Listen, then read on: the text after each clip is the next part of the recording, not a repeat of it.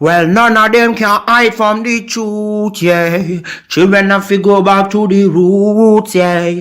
None of them can hide from the truth, yeah. Children have to go back to the roots. I'm telling you now, the truth, the truth. Telling you, yeah, the truth, the truth. You have to go back to the roots, the roots. Go to the roots, to the roots. Yeah, man, you know, this is Benjamin out of the Smiling Coast, West Africa, Gambia, representing for the one and only Abu, the big man you don't know, the Soninke warrior, the man that brings the truth, Soninke warrior, the sign of enlightenment, the Soninke warrior, the righteous and the true African. Abu, reveal the truth to them, you know, no matter how them try run from it, because none of them can hide from the truth, yeah. Yes, we have to dig back the roots, yeah.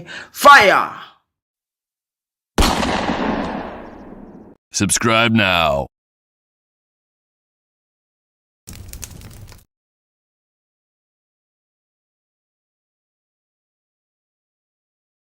I remember the days,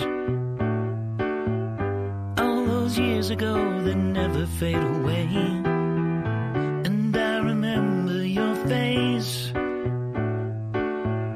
when you hit the ground. I can recall the time and place on a midnight walk through the old streets, trying to turn back the clock to the days of old, back to the days when all the things we knew were made of gold. As the world moves on, time sings a song. In the old neighborhood, as the clock strikes one. All right. Ladies and gentlemen, welcome to the Afridamus Report. I'm your host, Afridamus. Please make sure you hit the like as you're coming in and share the video. Give it a like. Ladies and gentlemen, I want to welcome all of you to today's edition of the Afridamus Report. As you guys know, the place where all topics are discussed at. So please make sure you hit that like. Don't forget. So, ladies and gentlemen, today, what is this topic? Some of you are probably thinking. But as you know, I am someone who have no problem. I've been discussing about the Jezebel spirit. And you may ask, what is the Jezebel spirit? Some of you have heard it. But people are like, you know what? The hijab. You know what the hijab is? Like behind me, you're familiar with Ilhan Omar, some of you that are from the States. She puts the half hijab, but she has the Jezebelian spirit and she shows it in another way. So the spirit of Jezebel is shown in different ways. So the reason why this one stand out here to us is because generally, ladies and gentlemen out there in the public, in the general public, you would look at like the Cardi B's and be like, oh, that's the definition of sluttery. That's right. Slut 101. So the other type is the hijab Jezebel, because you've never had the opportunity for the hijab Jezebels to express to you what is hidden underneath that hijab.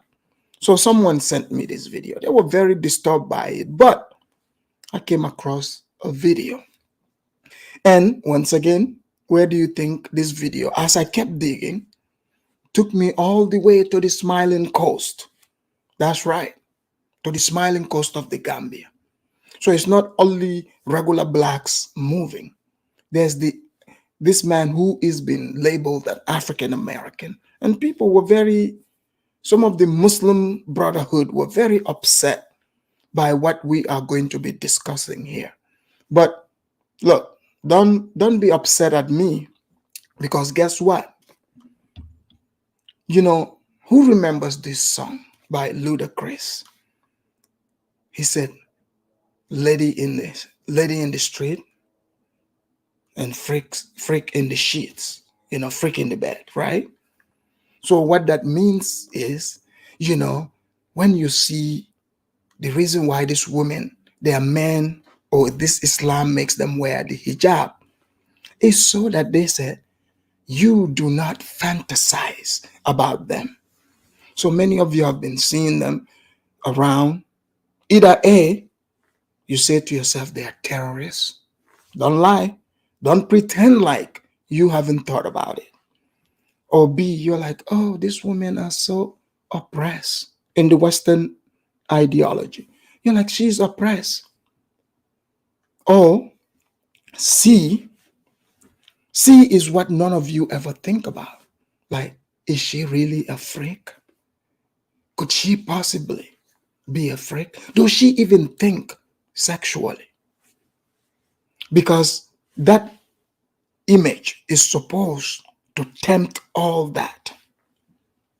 But now, if Ludacris's song, let's take that same song and flip it the other way around. So they said, lady in the street and freak in the shit. So, cool. We could see you in your cover up. We wouldn't think none of that. But what if, freak in the shit and then inviting the streets into the bedroom? That's right, ladies and gentlemen.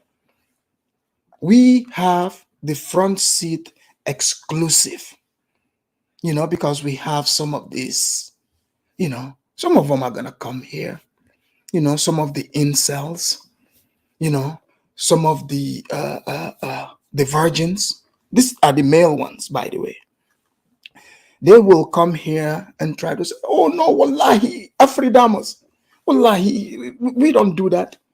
Wallahi.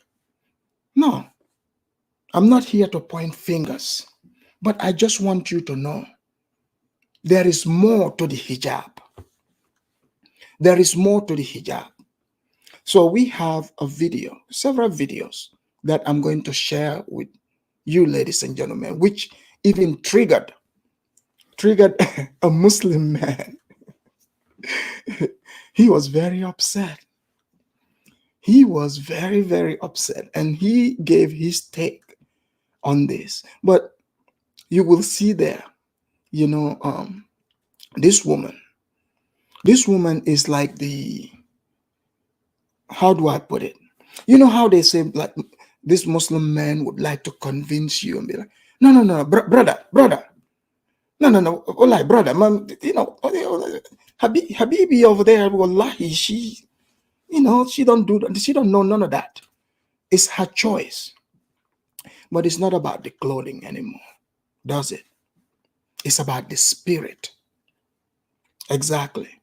I am not calling this woman a Jezebel, but I'm just laying it out there. Mind you, she is married. So it's not like she's just some thirsty woman running on the internet, saying this stuff. But you would be the judge of that. So let me set up the video here and clue you guys in, so that you guys can be a part of the conversation. Here we go. Let's see. So this woman, she is like the sex therapist. Let's talk about sex.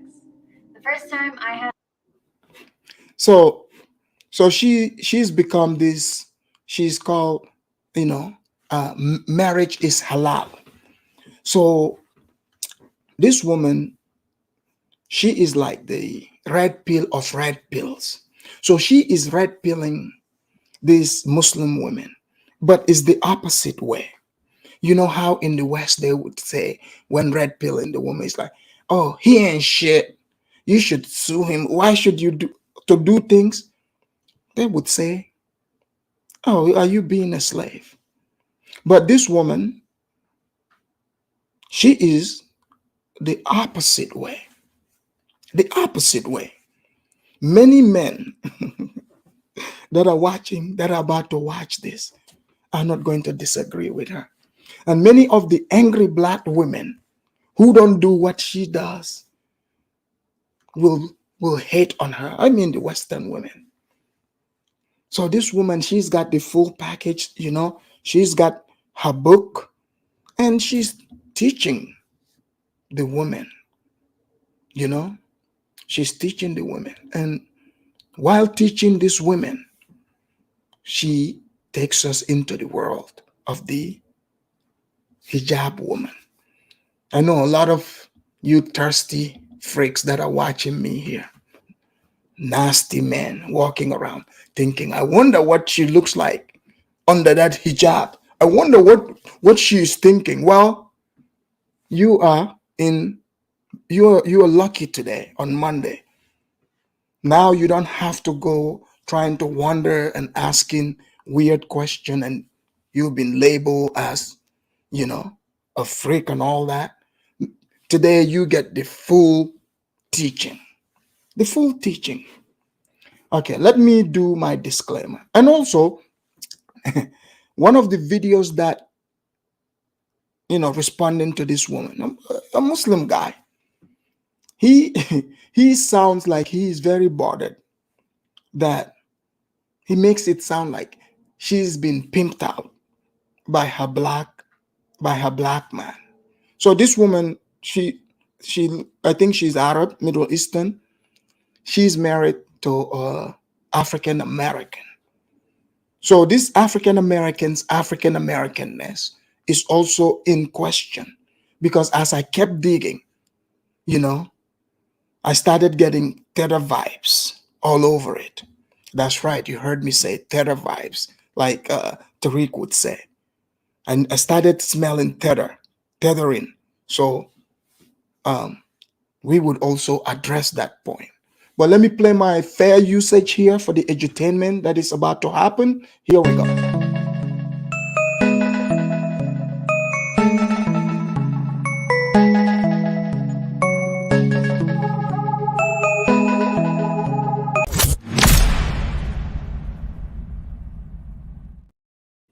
All right.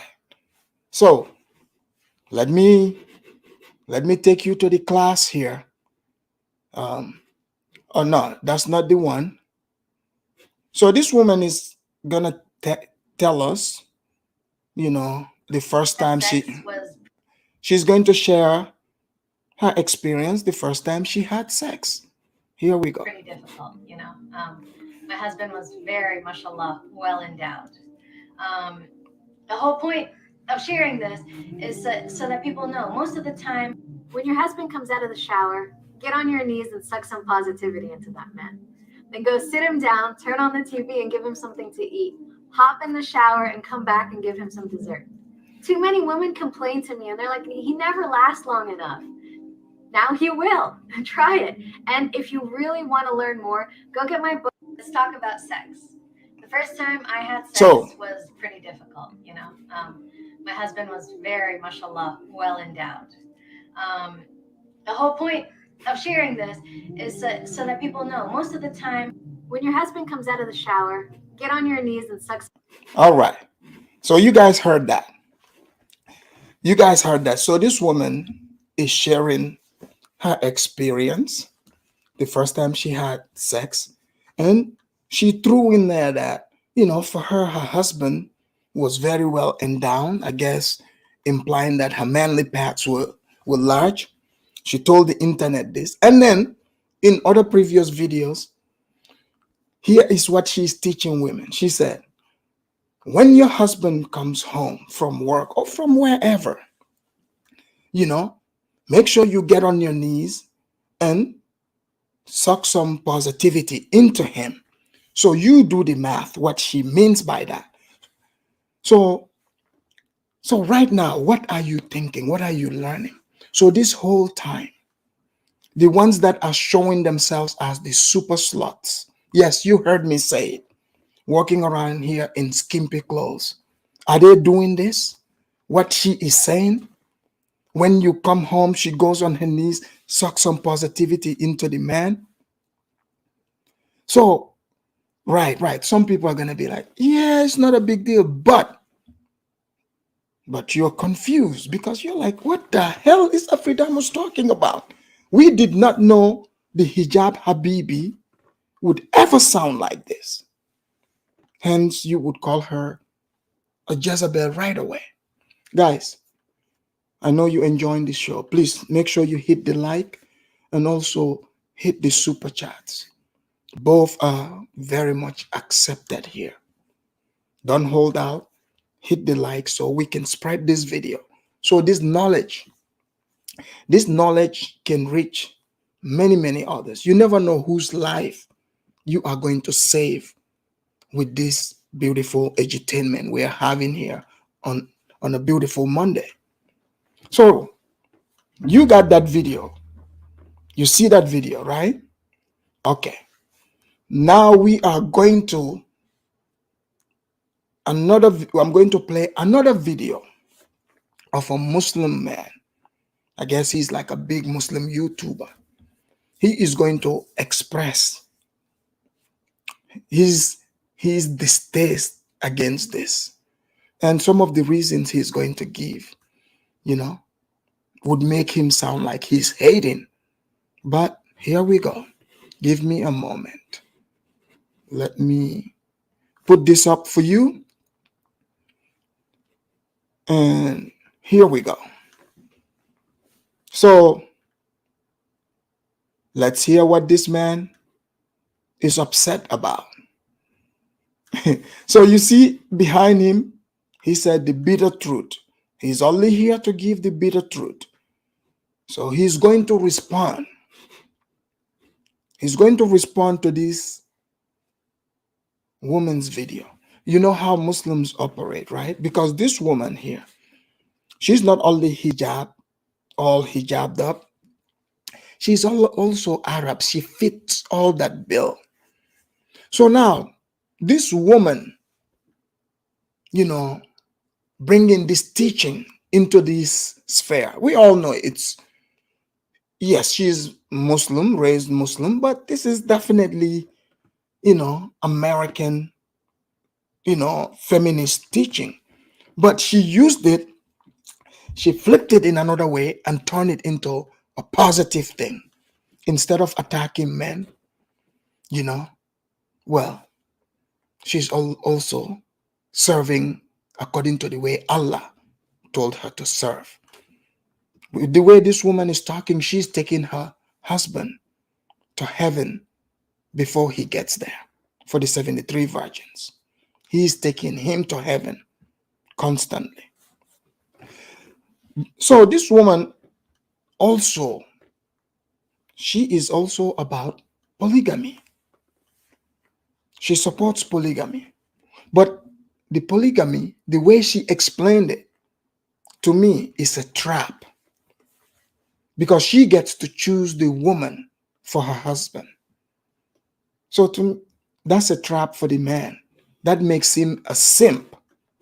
A real simp, to be honest. Okay, here we go. I want to speak to her husband because there's a big question mark on you. I've come together with the One Ummah charity, which is a 100% donation policy and do amazing work around the world. This winter, sisters and dear friends, hope you guys are well, inshallah. So a couple of days ago, I done a video pertaining to the sister about her saying that she doesn't mind her friend. This is for fair use, fair use. So, guys, of course, every group, someone has to respond. You see what I'm saying? So, the online Muslim media, they saw this, they're like, man, what the? Like, what's going on here? No, man, we've been on this internet. We were telling these American women what a slut they are. Don't copy these Western women, Do not explain, what is happening in the bedroom, what is happening in Jannah. And here comes this woman. What did she do? Not only is she putting it on the internet, she put it in a book. In a book. Turning each Hijab Muslima one slot at a time, turning them into slots at a time. So this brother here is very, very upset. So he will come and, give his 2 cents. I know. Some of you fellas are over there. that are watching me, you're thinking, well, I mean, what is this guy what could he possibly be mad about? Well, let's find out. Her friends marrying her husband. I found that a bit weird and odd. It's not in a woman's nature to be totally okay with her husband marrying someone, let alone marrying her friend. Now, does this mean that men are not polygamous by nature and they shouldn't do it? No, that's a different story. I'm not saying that. So I found that bizarre. I done a video. It was mediocre, and I said we assume the best, and I gave her a bit of nasiyah. Guys, he's got the British accent. If he's moving too fast, let me know. However, these two new videos that came out, or old ones, whatever they may be, I found the need to do another video because to clarify, so people don't think that I'm okay, just gave her a bit of nasiyah. No, I'm outright going to be warning against this couple. But I'm not going to be talking to her. I'm going to be talking to her boss, which she refers to her husband. So, this man is very touchy and salty by this. He said, in fact, it's cool. He's not here. He's not going to, address her. He's going to address her boss. Her boss. Sir, are you sure the husband is the boss of this woman? Because this video that you are about to address, sir, you realize from what this woman have said, fact proof, he is already conquered that man. He completely conquered him. Okay, let's see here. L.A. Wilkes, thank you for the super chat. He said, for all my Africans. Thank you, L.A. Wilkes. So he is going to address the husband, who's a black man. So let's go to what he's gonna say to the boss. Which I don't really mind if you want to see your husband as a boss. That's fine. Alhamdulillah, not really a big deal. But I'm going to talk to him because it seems like the problem is with him, not necessarily with her, even though she might be to blame as well. Here's the two clips. Let's talk about sex. The first time I had sex was pretty difficult, My husband was very, mashallah, well endowed.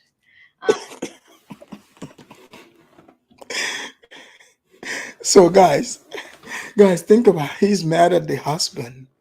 Okay? It's like, so there's two things happening here.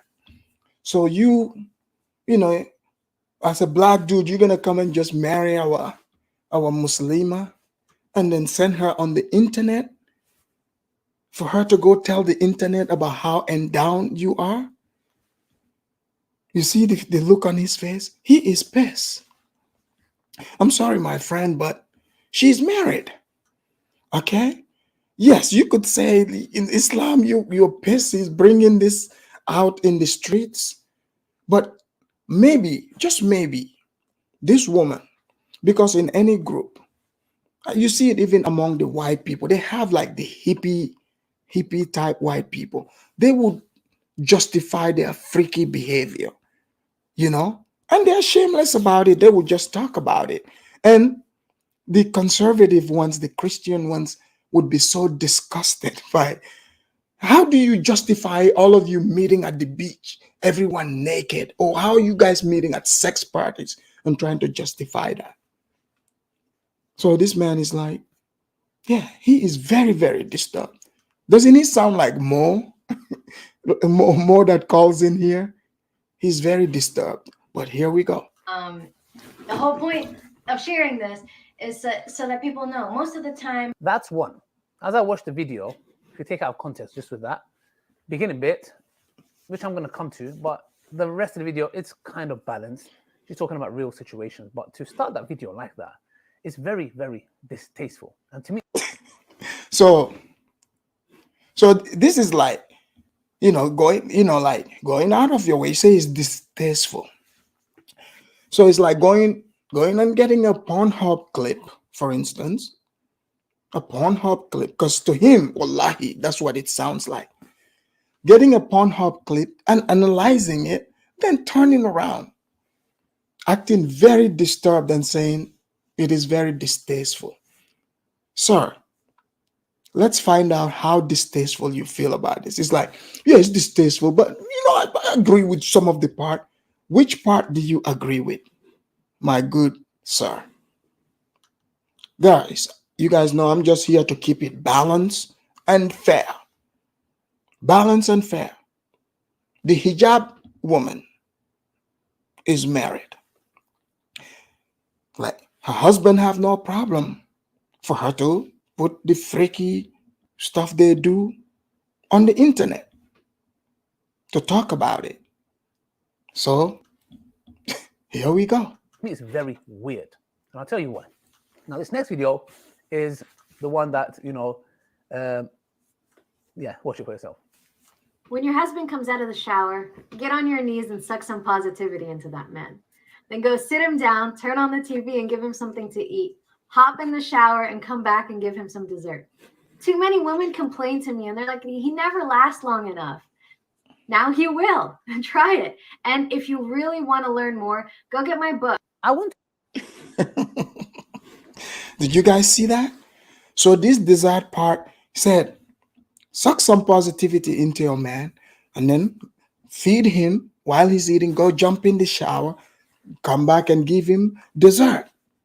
So did you guys ever think you would see this day that the Hijab Muslima would be talking like this? Let's see how Bibi said. What was this wannabe imam doing on the hub anyways? Exactly. I don't know how this got to him. So let's go. Bantu Queen said, is that a husband baby though? Well, Bantu Queen, you in the next video you will find out. You would get that answer too. To speak to a husband, because there's a big question mark on you. You don't show your face on the camera. She's always behind there saying things. I don't know if it's coming from her. I don't know if it's coming from you. But to me, there's a big question on your ghira, your protective jealousy. And there is a big question mark. So think about it. So this guy, he said there's a big question mark on the husband's level of jealousy. So if he doesn't have, any jealousy, so that's a crime. So he's pretty much saying, if that were him, his wife is out there talking, putting this on the internet, he is not going to go for it. So guys, now you're beginning to see, right? Maybe, do you know how many hijabs that you see that truly, feel like her or talk like her? But because of my guy right here, he's going to make sure it doesn't happen. Many Muslims are upset by this, by the way, just so you guys know. On her haya. Now, what do I mean by this? It's very clear that she's dressed up modestly. But hijab is not just putting a cover over your head or your body. It is what comes out of your mouth. That. So now we see that, okay, the secret is the hijab is not enough. He said, what comes out of your mouth? Well, the woman just told us what she does. So I don't know. I don't know what you want to make of that, my friend. There seems like it's greatly lacking. Now, your husband maybe doesn't have the audacity or want to show his face for God knows whatever reason. I find it very bizarre. Why don't you show your face? You don't show your face, but you're okay by putting your wife or whatever, for whatever reason, coming out here and discussing things that are not real. From the polygamy issue of marrying her friend, look, you might be an exception to the rule. May Allah increase you in more co-wives. No problem. I've got nothing with that. I've always said I am pro-polygamous and I believe every man is polygamous by nature. So you see what he did there? Double speak. Double speak. Because that woman said she is down with polygamy. Wallahi, she said she's open to it. In fact, it's like, even if I guess she got to pick the woman that the husband can bring in to be the co-wife. Over here in America, they call that, what do they call that? How like some people are married, they got the mistress, they all have this. It's a polygamy thing, but they pretend like it's just a sex thing happening. One is legally the one on paper, but another one, she's just, they are both quote unquote wives. So you see, he did not want to, say something here because he's, against polygamy, because he wants to do it. He is into it. But he's been careful. Even though he wants to come and condemn this woman, he made sure he leaves that polygamy door wide open. Wide open.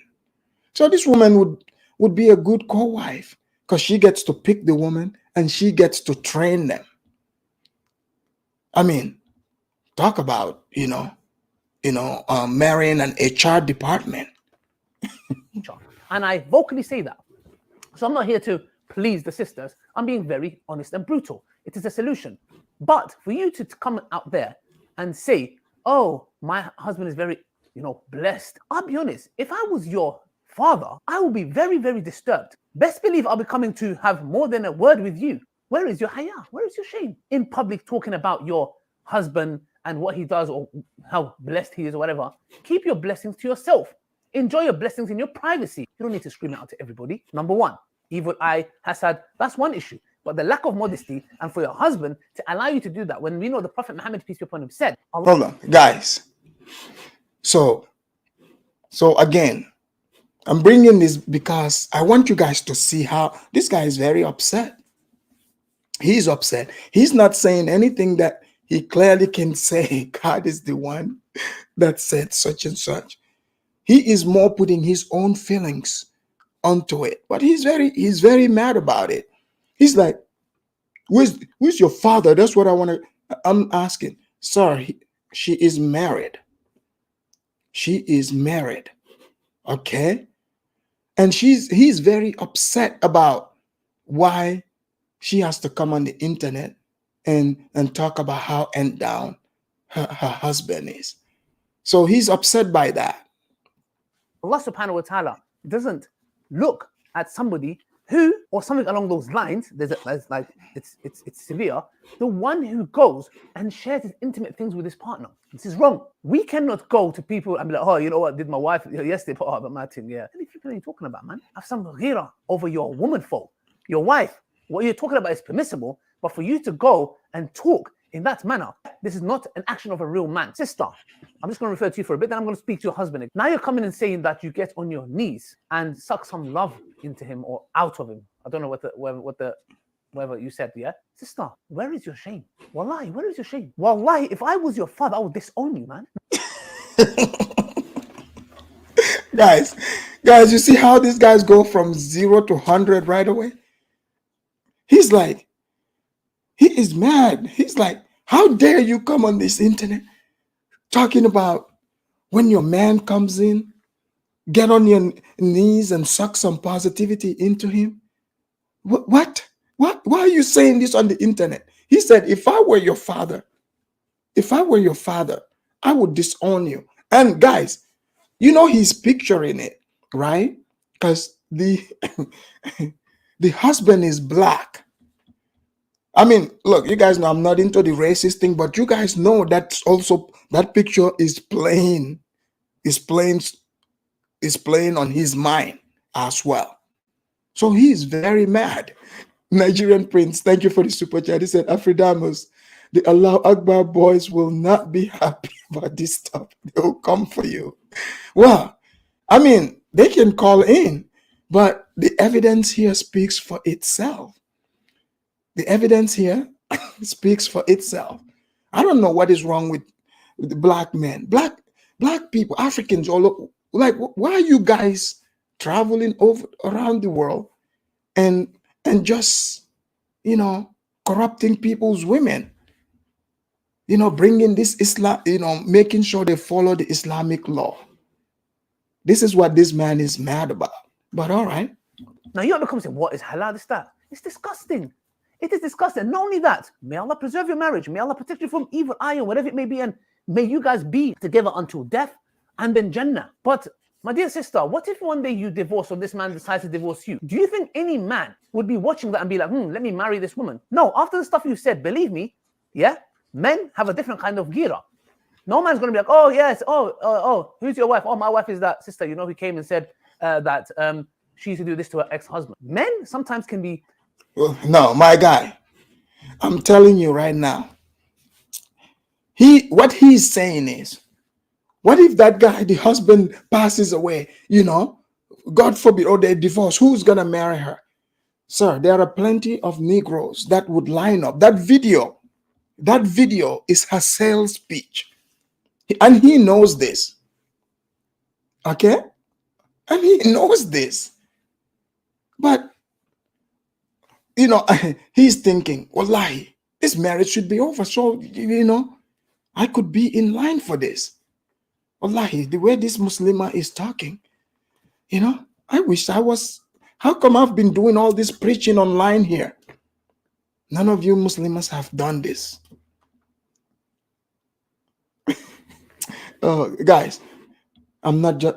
This is funny. It's funny. I know some of you are going to be upset by it, and rightfully so. But just relax, because you guys have been convincing us that it's only Cardi B and the others who are into this.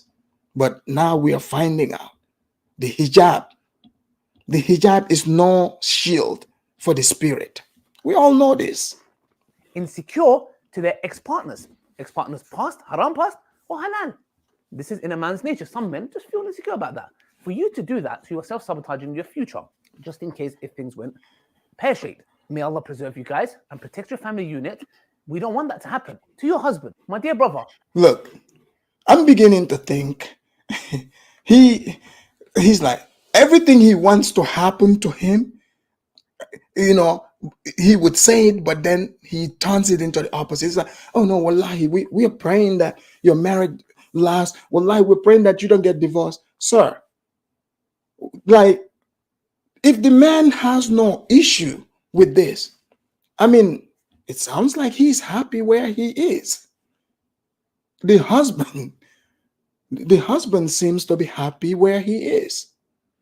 She came out, made this video, and she's teaching many women, because these days a lot of these women are too uptight. But when a hijab woman is coming here, giving them the sex ed, and then Dr. Baba here shows up, he's very mad about this. I mean, that woman is selling books, and I'm going to play the video here. I'm sure some of you would like to go grab the books, because I've seen you request it, how to be happy in marriage. I mean, this woman, she's got the knowledge. I mean, you can see how my man here is pissed off because of the knowledge.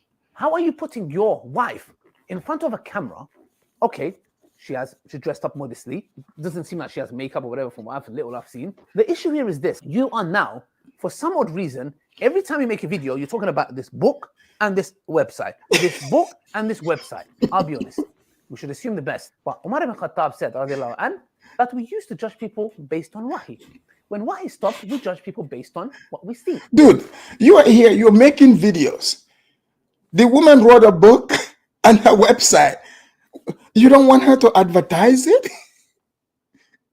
It's like every time you're talking about this book and the website, that's why she wrote the book, so people can buy it. So if she doesn't talk about it, people will not know and go out there and buy it. So he's very mad about that too. We judge from the apparent. So personally, I would say there is something off and there's something a bit weird. I don't know what will come out in the future, but it seems like you are very obsessed with this book you want to sell and this website you want people to go and sign up to. And very bizarrely, you charging 200. I thought it was £27, $27 an hour. 271, for some reason, I don't know, it's 271 pounds, $1 per hour for marriage counseling. What are you doing? Giving diamonds and gold on the side? Dude is pissed off. So this woman is not only on the internet running around, she's wrote a book. She's set up herself consulting people, marriage counselor, charging $271. So my man over here is very mad. He's very upset. BB Rodriguez said, this dude is right though. Yes, in Islam, but someone has to play the devil's advocate here. But is he himself doing what Islam said? This woman is married. So here we go. Is it a holiday package as well? £271. Excuse me, dollars. To me, I would say, guys, be very, very wary. That's the reason why I'm blocking out the website name and muting her when she mentions a book. To me, something's very questionable because she is giving a false idea to men as if this is how it is. Now, don't get it twisted. Of course, you know, you are allowed to have oral intimacy with your partner. It is permissible. Whoa, hold up. Hold up. Did you hear what he said there? Oh, she's making it sound like, you know, giving men the wrong impression that, you know, this is how it is, but it isn't. It's about, you know, oral sex is not haram. No, it is. It is, my friend. So he is mad at her, but in Islam, you cannot do that. Yeah, he said oral intimacy. Oral intimacy. So if you're going to condemn her, just tell us, just be like, all right, you know, tell us what you're really mad about. Because this right here, what he just said, fellatio, no, Islam doesn't accept that. What is he talking about? He says no fellatio, no doggy, none of that. You cannot do all that stuff in Islam. So, oh, you're just mad that she is in fact coming out saying this. Yes, that is haram. Bibi says, so now I can pursue her book. Don't worry. I have another video of her queued up. You will be able to get her book. She will tell you where to find her book. He thinks he can cancel her, but no worries. I have a video of her where she's going to tell you how to find her. Oh, there's nothing wrong with it. You can have that. There's many things that you can do. Yes, many things you can do. However, to give this false perception that certain things are okay is not, because you're giving a false reality to men as if that's how it is, and they're putting their wives in question. That's not the case. So, brothers, stop watching in the. So he's mad now, you know. So men are going to, you know, this is going to put the women in question. So now the brothers are gonna be like, okay, how come, you know, I'm not getting this at home? Guys, let's be real. Do you guys honestly believe this guy cares about men, you know, finding out that they could get all this, and he wants to be the good guy to stop it? I mean, I don't know. I don't know if he's sincere, but we'll pretend that he is.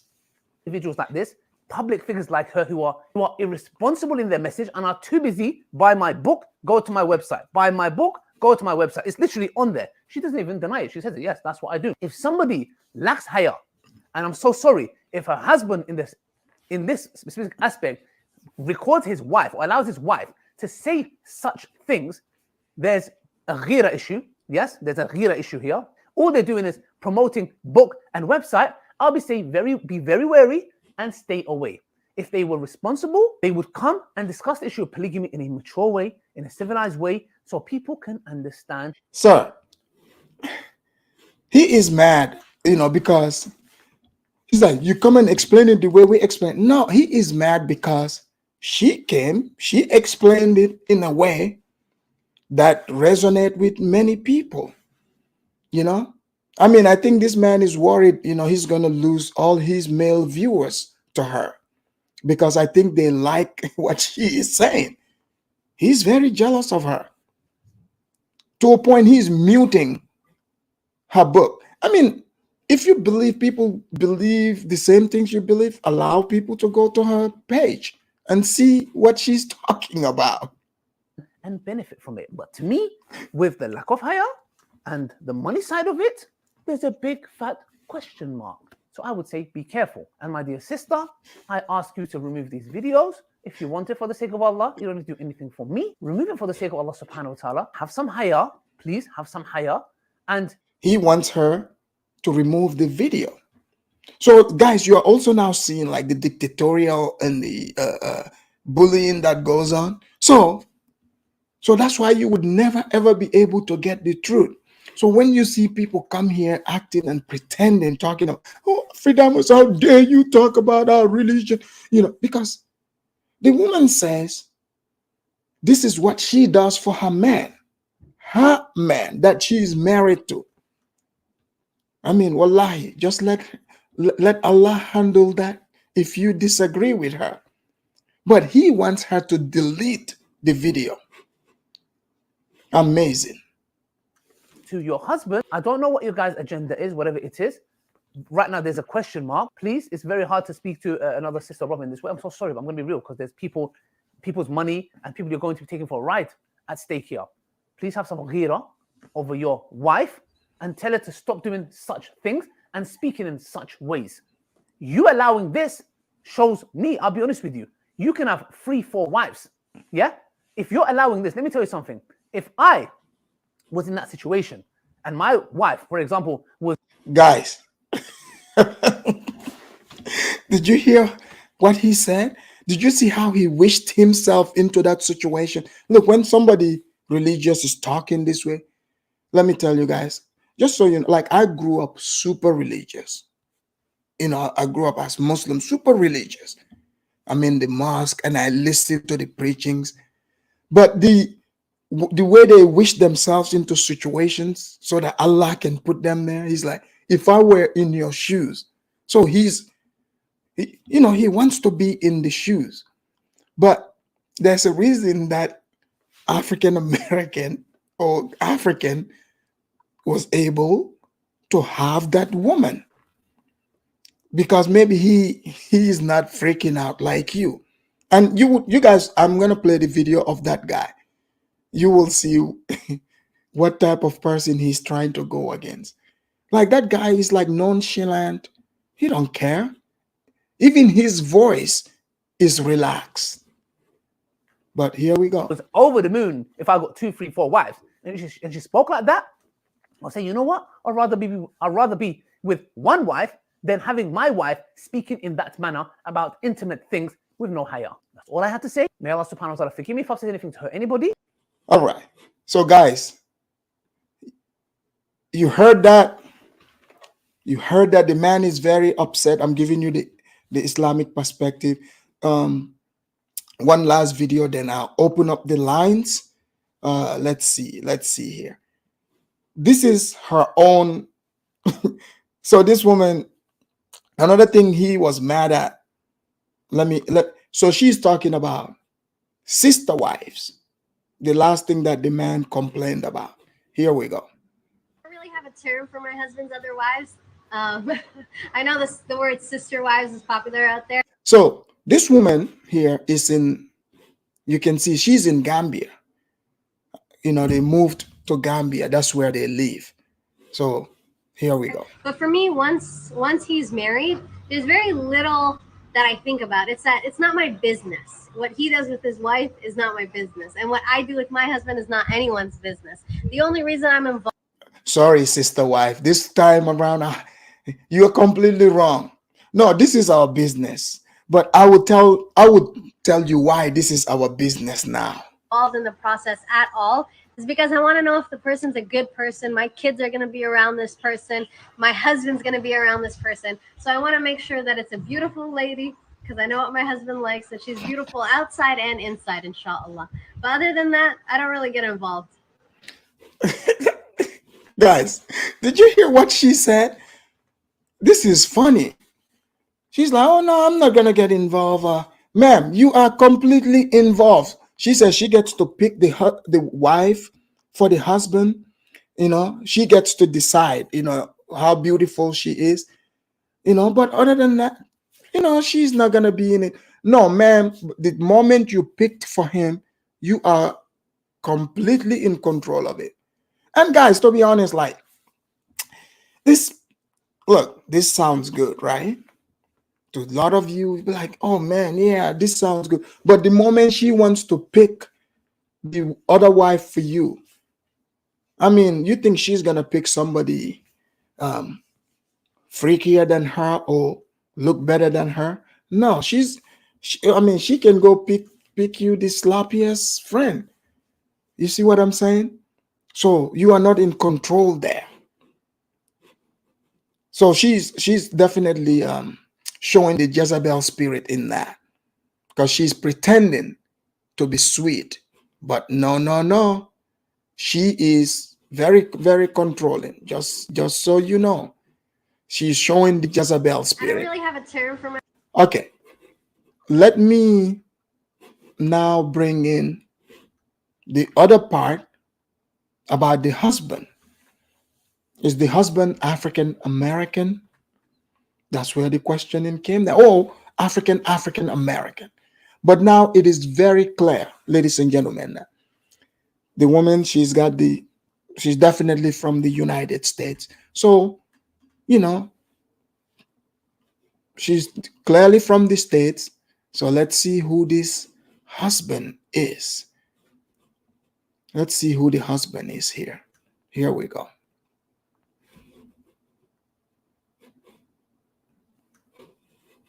So they interviewed her, her and her husband.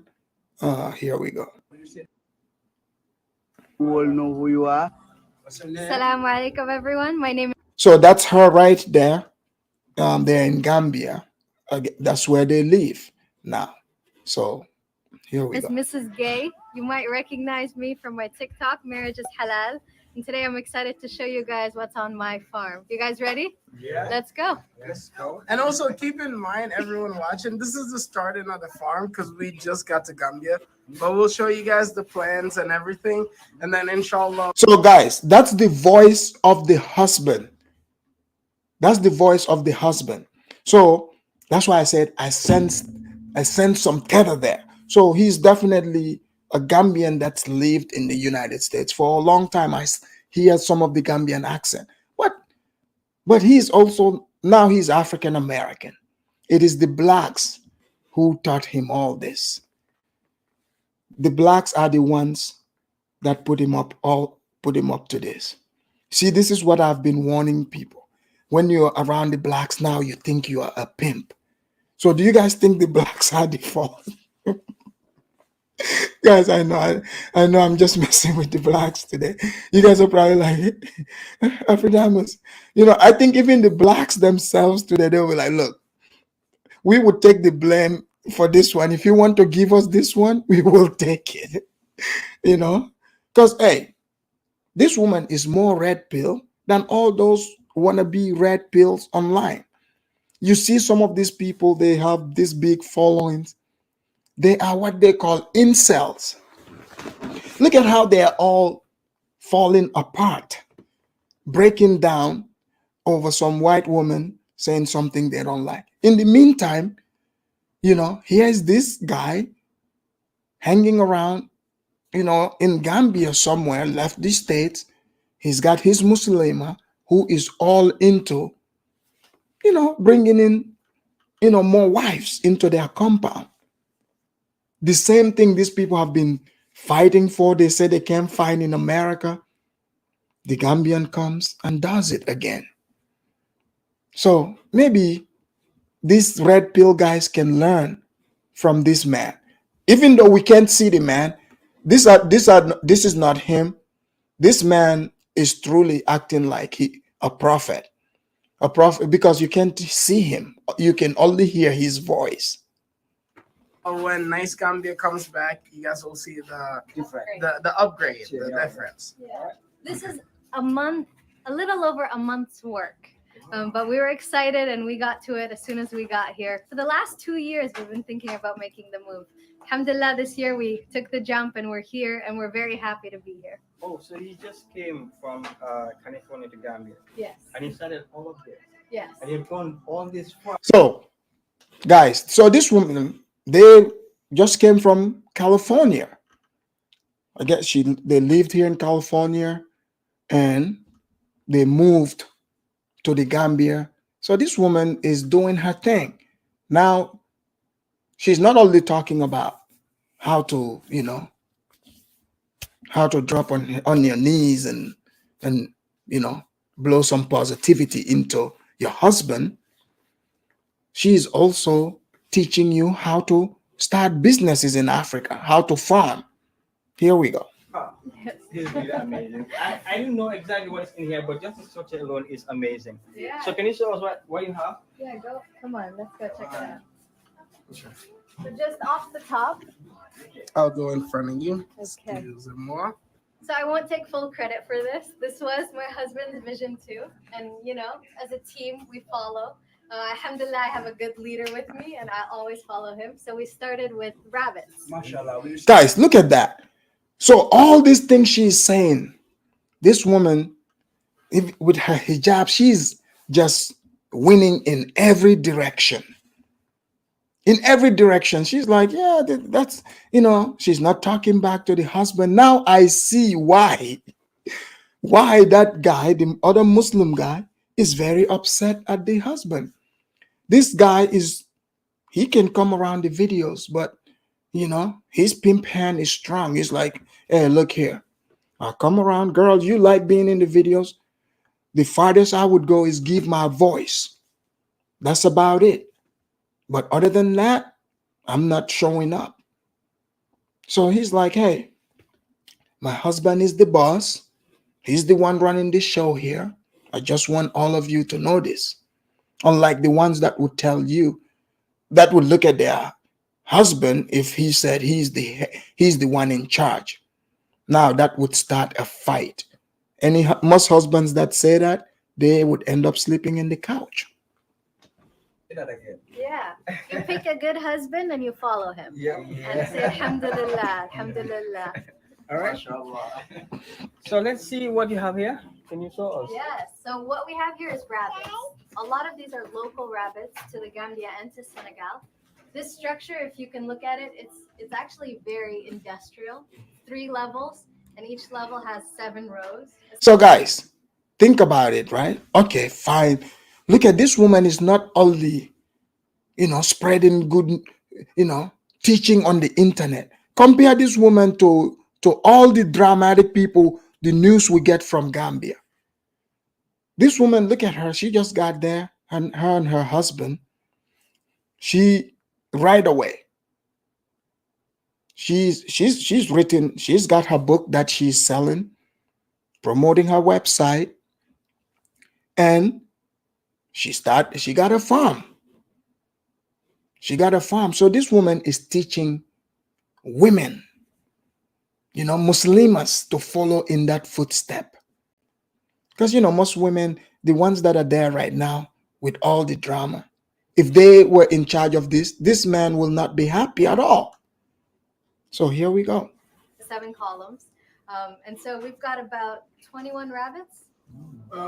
Less than 21 rabbits. No, more than 21, but less than 21 in here because some of them are babies and they're with their moms. Exactly. So we have 24. I think it's 24. Why are you doing this?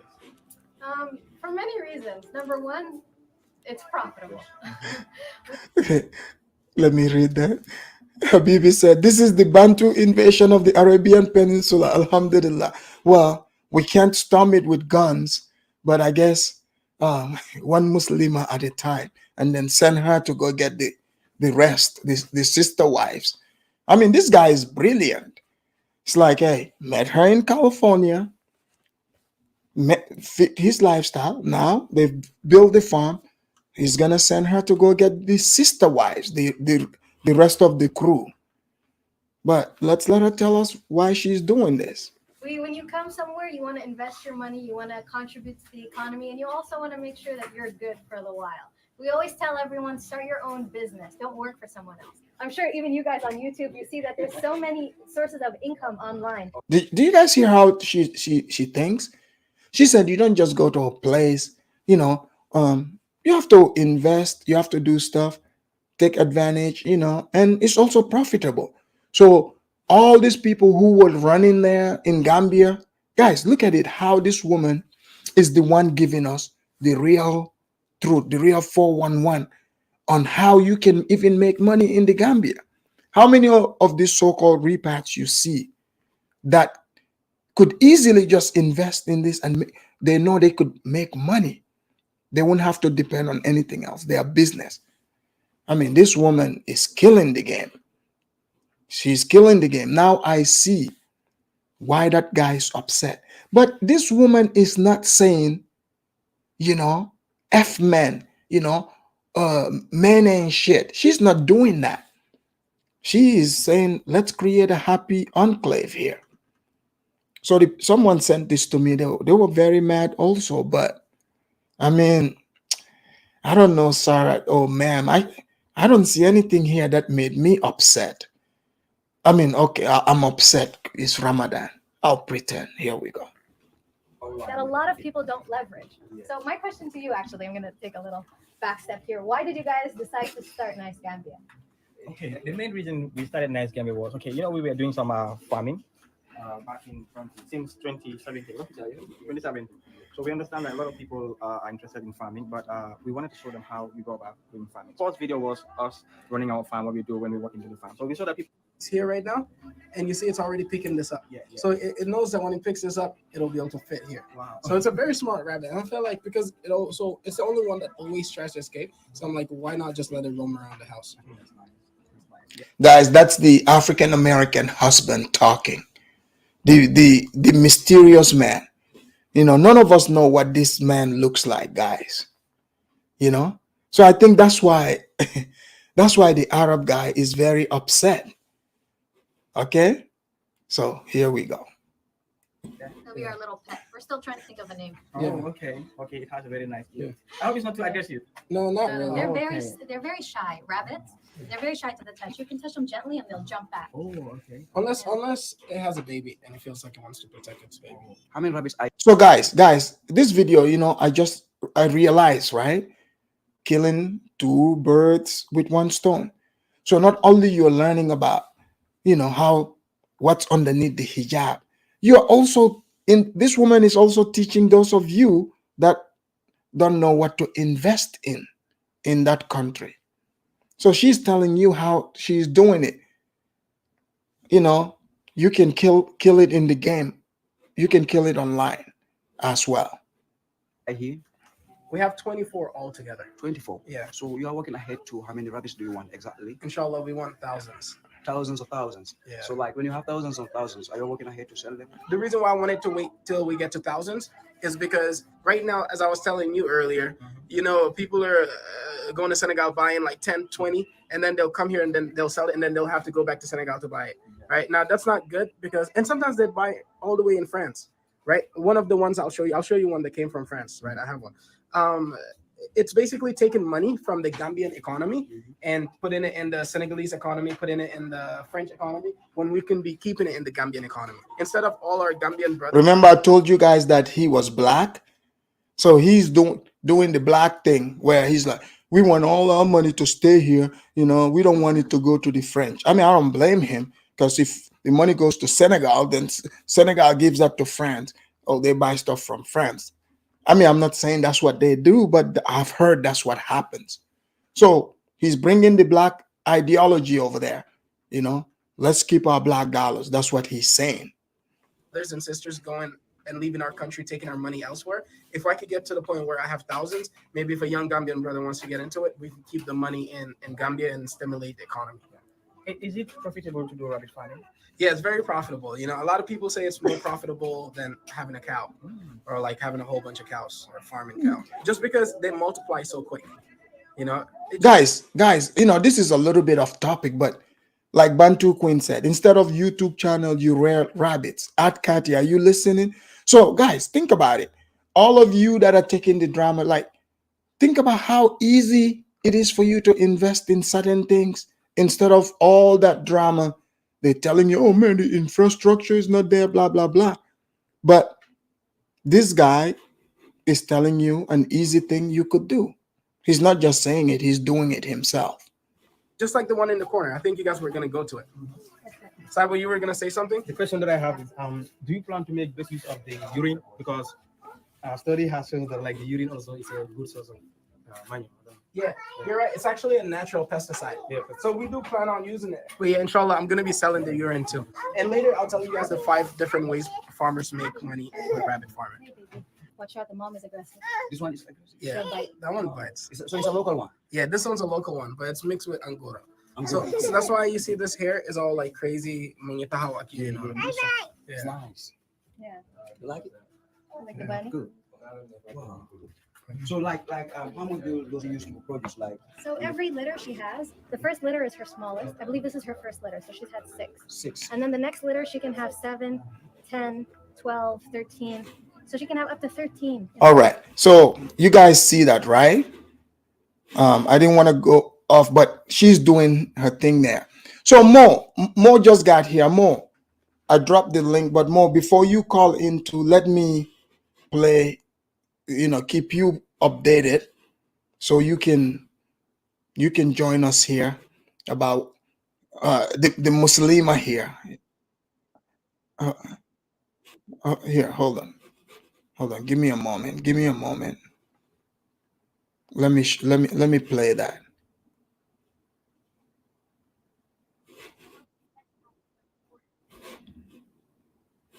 Okay, so I'm gonna play her video, so more we can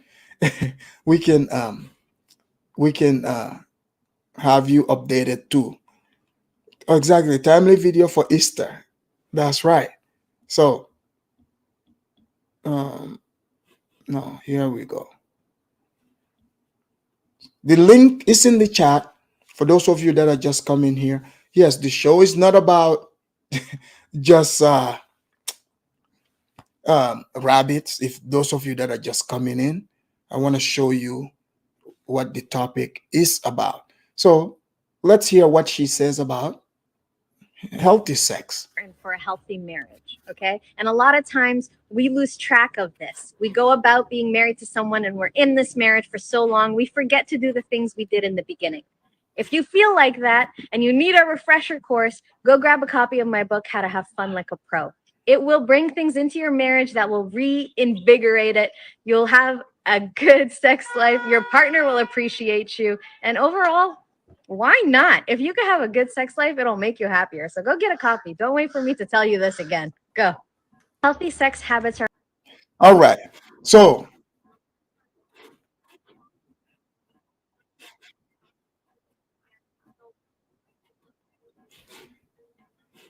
all right. So there you have it. So she guys, did you hear that? So the ladies, those of you that were asking for her book, she told you. She said how to be like a pro. I bet you didn't expect that was gonna be coming from the Muslim, the Muslima, right? But here it is. We have Judah. Hey, Judah, what's up? Judah, are you there? Afridamus, can you hear me? Loud and clear. So, Judah, did you ever know that the hijab? Would you have ever thought the hijab lady would be this freaky? Afridamus, see, these ladies with hijab are almost freaky. In most places, they just hide it. They just hide it. But why did you see the video of the guy getting upset that a Muslim woman should not talk like this in public? And right? Yes, I mean that's crazy, man. Like, I mean, women should be allowed to have freedom of, they always come up with this Muslim Arabic stuff. Oh, you cannot say this in public. Say you cannot write this in your book. You are not supposed to. What the heck? Like, all these people are on social media. The social media was created by an haram person, a person that is not a Muslim person. But you come on this social media and you want to tell someone, oh, it's haram to do this, it's haram to do that, it's haram. Come on, bro. Come on, man. These guys were all over Bantu. They were all over talking about how So, Hebrew but Israelite Judah, is a problem. Yeah, Judah. they want to come on this platform and protect Hebrew and then protect Islam. So Let's Judah, go, man. do you think that guy, there's a part of him that he's upset when she said, you know, her husband is and down and he's black. So do you think there's a jealousy there? There's a jealousy because the husband is allowing the woman to do a lot of things, right? To say a lot of things. So, and he's not taking any action. So the man is jealous. The man wanted to be in his place to put the lady, to tell her more about the Quran and all these things, man. Nobody got time for that, man. The guy grew up in America, you know, his brain, and that's why the Muslim guys born in America have a different mindset in the Quran than the way these other, fanatics, these Muslim fanatics that want to take control of the Arabic religion. They think they think they know everything about it. And they want to control the woman mindset by just, but this guy knows what it is, man. He's out to make money. That's another thing. They out to make money. It's not like maybe they might be doing this thing to but in the hidden they are not. So maybe he's out to make money and the wife, so they want to No, exploit. And but Judah, do you think she's is she wrong, going out there, teaching these Muslim women to be sluts for their oh man, husband? she's not wrong, man. She's not wrong. We live in modern times, man. Judah, she is saying to these women, if your husband comes in, drop on your knee, blow some positivity into him, feed him, and then go take a shower, come and give him dessert. Don't you think that's against God's teachings? That's not against anything. You got to know how to take care of your man. I mean, if you do it in public or in the hidden or tell people about it, that's good. You see, man, this I don't know how I can. People are so fanatic in such a way where they say, "Oh, it has to be you and your husband." It makes no sense. I mean, if she is telling other wives in their own home the way they have to take care of their man, then that's a good thing. Because most of the time, I've seen divorce in Muslim community. Because maybe the wife wasn't doing things right, the husband wasn't but now she's giving lectures to her own friends, so at least they know what they're getting into, how they can handle their man, so they don't go out and cheat or divorce or things like that. I think she is doing the right thing. But these Muslim fanatics will come and say, "Oh, it's haram to do this." Yeah, you call it haram. Yeah, you are on this social media that was created by the person that was haram. So, who are you to say this is haram? Then you are. Come on, man.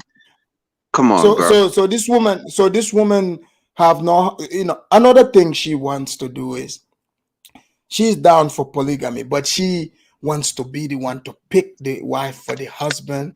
And all of that. That's like she wants to take care of the man. So you approve of this, Judah? Yes, but this is another mentality that I want to tell you. Judah is polygamy. Judah, polygamy is very, very serious matter. But let me tell you what happened, right? This man, I mean, even though he was born in Gambia, but he was missing a lot of things. That's why he left the United States to go over and proclaim himself polygamous. And we have seen most of these, Africans with or African American with a mindset that, they believe that, in Africa you can get all these wives, but that's it. He's going there to carry on what is said in the Quran. You have the right to have so many wives. Now, this is the thing. Does a wife have the right to choose who he's going to get married? Yes, the wife has to, because these are the women that she's going to be close to when they come, I mean, with the husband. The wife want to know if maybe she has a defection or something like that. You have to. The wife has to know. Judah, wouldn't you be worried if she? I mean, like you might have another choice, but she. No, but you also have the choice to say no. You don't want her. Huh? You also have the choice to say you don't want her. I mean, if she choose somebody and you don't want her, I mean, there's nothing wrong with it. I think the husband have the choice to say, "Oh, she's Judah. Judah, here's the thing. Who picked her for him? That if he's the one Who that picked picked, her for him? They met. yeah. They met in different places. They must have met in probably in the mosques. Probably they met in the social media. Probably they met But either way, that you know he picked her, right? he picked her. But in my Yeah, he tradition, was smart. let me tell you. Wait, he was smart enough to pick her.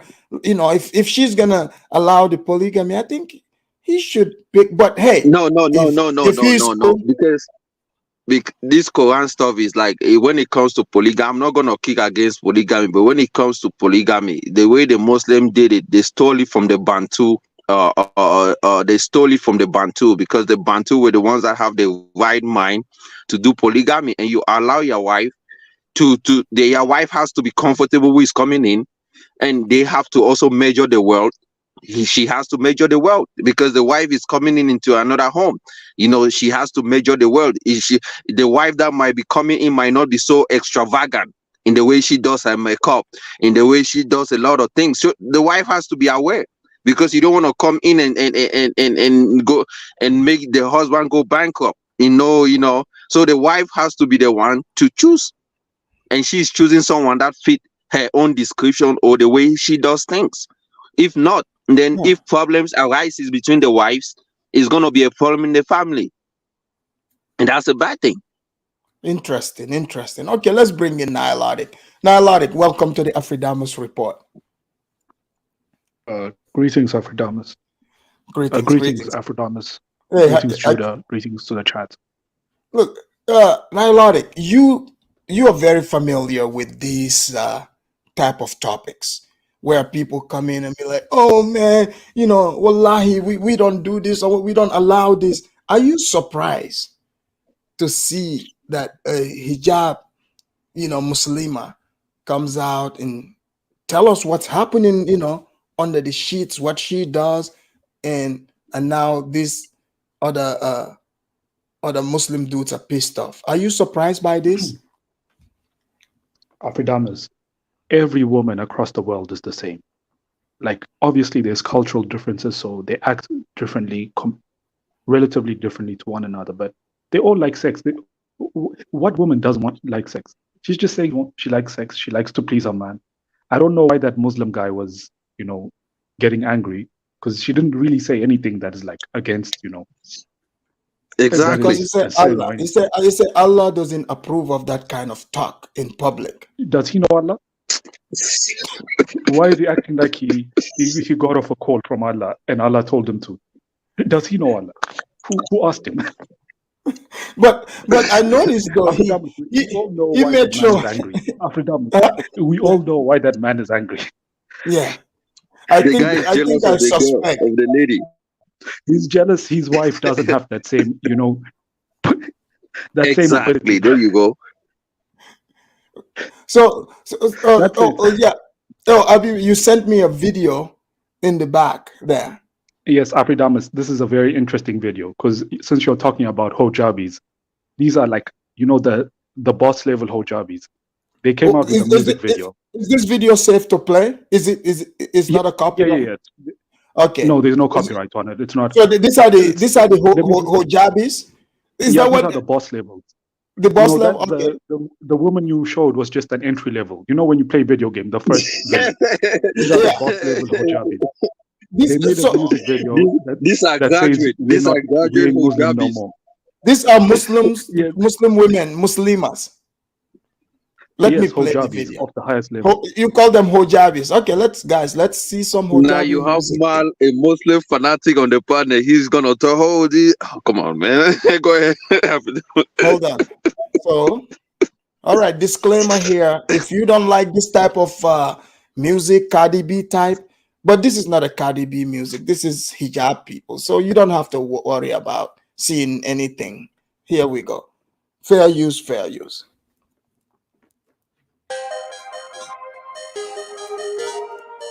We mustn't know. We mustn't know. We mustn't know more. We mustn't know. We mustn't know. We mustn't know. Wait, what's going? Is that Lizzo on the grass there? Okay. That's her friend. That's a freaky camera. We must no more. We must no more. We must no more. No, we must no more. Hold on. Is this no, this cannot be the hijab. Are you saying these people this way they used to wear hijab? Yes. Yes, okay, oh wallahi, this here is going to give me a heart attack. Let me play this. We must no more. We must no more. We must no more. We must no more. No, we must no more. We must no more. Ay, ay, they called me a dirty hoe, then I went and cried. Hey, I felt so fucking low, suicide. I did, like, bitch. I give up about that shit. Fuck you, thought. Sucking on dick. Oh no. They have to be disowned. Oh no, this is grounds to man. I like my women freaky, especially Muslim women. I like them freaky, man. They do the right thing. No. Wallahi, this one here. No. They went too far. Somalia. But you know what? But you know. Okay, let's find out. Let's just get to the end of this. This is very, very disgusting. This is very disgusting. Muslims are so fucking mean. It makes me wanna scream. You ain't even on your deen. How you judging me? Ay, yo, who the fuck told the Muslims that I fuck this? But I do. Fucking me.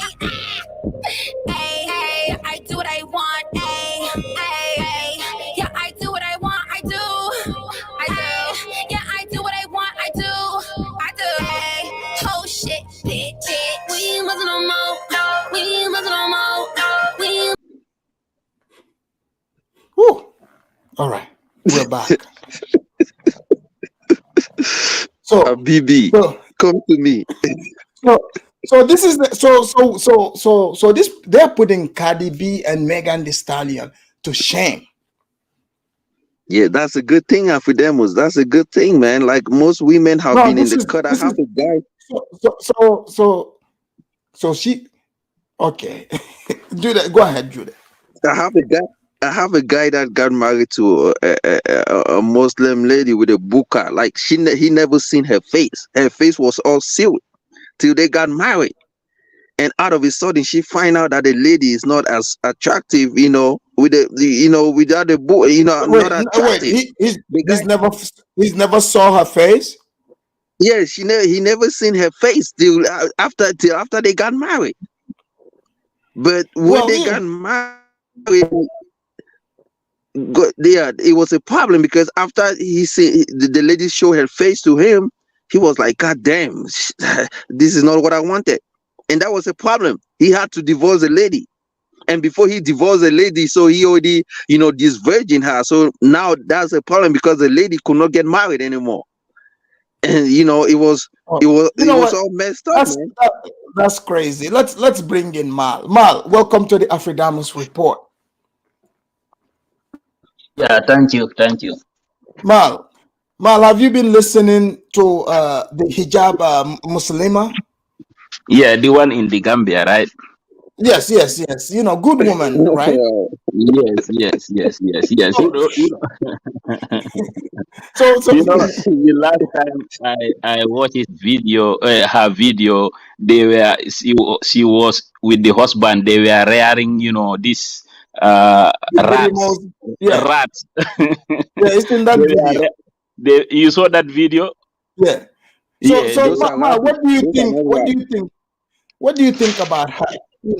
Her teaching, and the book about how women should be treating their husbands and promoting polygamy and picking for the husband. But did you hear the counterpart where that man was upset that this woman is talking about this in public and she should, get rid of the video? What's your take?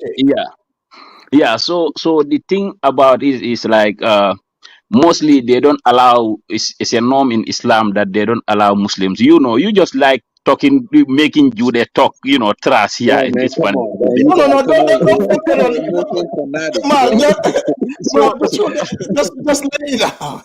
so the thing is, in Islam, Aisha radiallahu anha, teach Muslim women how to be, even what he does with the prophet inside the bedroom, and how he pleases the prophets and everything. So it's acceptable in Islam to to talk about these things, sex, and everything. So the only difference is that she's a lady, and Islamic culture don't allow women to be like that bold enough to come outside and talk about. They can talk to women, but nowadays But she's talking to okay, yes, she's talking to women. What did she say yeah. that you would say is against Islam? Yeah, this is what I am trying to figure out now, because right now in the social media, before you can have in touch with ladies by going to their homes and gathering them at one place, you talk to them about this sex and everything. But now in social media now, I don't know whether it's acceptable to get in the social media down and talk about these things to women. It's If you are acceptable, referring to man. It's women, acceptable. It's I acceptable. don't see no problem with that, because obviously in Islam is allowed, obviously, to talk about sex and everything. But in married, the difference between Islam and other religion is that you can talk about sex, but if you are married, to marry women, but not to like unmarried ones, No, that no, is the no, no, only no, problem. Yeah, yeah, Mal, I yeah. have to disagree Yes, please. because first of all, right? Mm. This man completely condemned him and said you can't even talk about this. And the reason why she stand out so much is because truly Islam bans this, especially let's start with the hijab, so that you don't have ideas of what she looks like and lost. That's the Yeah, reason, right? yeah. But now, if they are going to cover her, Hmm. they're not. She has no permission to speak like the way she's speaking. But her Yes. So husband, Yep. her husband is letting it happen, yeah, and yeah. so you So know, to me, that so would it's the against only thing, Islam, right? as you even know, it's against Islam for these ladies to speak out loud like that, especially in social media. That is not acceptable culturally. But to say, like is bid'ah, that will be another type of discussion, because obviously she have the right to teach other women on how to go into their bedrooms and have sexual intercourse with their husbands. That is acceptable. So now the level of bid'ah it is now that is the question. You understand what I'm trying to say? You understand very well what I'm trying to say. No, but you're talking to the public. Some people don't know what that is. Can Yes. you clarify? Muslim fanatics, bro. Man. so so that is the only problem with the video, but otherwise it is acceptable. Wait. You said there's a problem with the video? Yeah, I said the only problem with the video is like she is talking in social media and addressing women, and unfortunately other like unmarried women and other people who No, may no. use the information Nah. differently. There's no problem wrong So with that wait, video. No problem Ma, wrong with that video. Ma, Ma, that doesn't make any sense. Yes, I know. That doesn't make any sense because This guy, man. wouldn't the women who are not married, would be, this information? Who do you think it would be more beneficial to? Yeah, Afridamus, the problem here with Islam sometimes with this thing. This is social media. This came after, the because people used to read the books. There was not like social media. Okay, so now this is why I said, if this is a new phenomenon that come into existence, you see, social media. So now, whether she have right to talk about these things in public in social media is the question. But in Islam, she have all rights to talk about sexual issues with ladies, okay, in their No, bedroom. That is no, acceptable. no. Because Aisha, lot of the hadiths that Look, that okay. Aisha wrote, Aisha talk about where what bedroom affairs with the prophet and everything. Okay, good. She's written stuff. That's not different Yeah, than yeah. YouTube, because anybody that knows how to read, right? Okay. You can Yeah, read it. yeah. You can read, You can read it. Yeah, you that's can true. read it. Even though if you read it, some are gonna come and threaten to chop your head off, even though they weren't there. But it's the same thing with this woman. I get this guy is saying her video, she should take it down. No, that And is wrong. I don't think not. To me, if at all is me, I will just consider now the ulamas to talk about this, because now this will be another type of, because it's not but the level of, yes, Mark, aren't you, yes, because you're speaking about medieval times. yes, You're trying, exactly. okay, we don't live in the medieval times. We don't, Yes, we live in yes. a completely different era. Different. Yes, Afridamus. I So understand what you are trying to let, say. hold on, Okay. yeah, let's I understand. let's bring I in. understand what you are trying to say, Affidemos.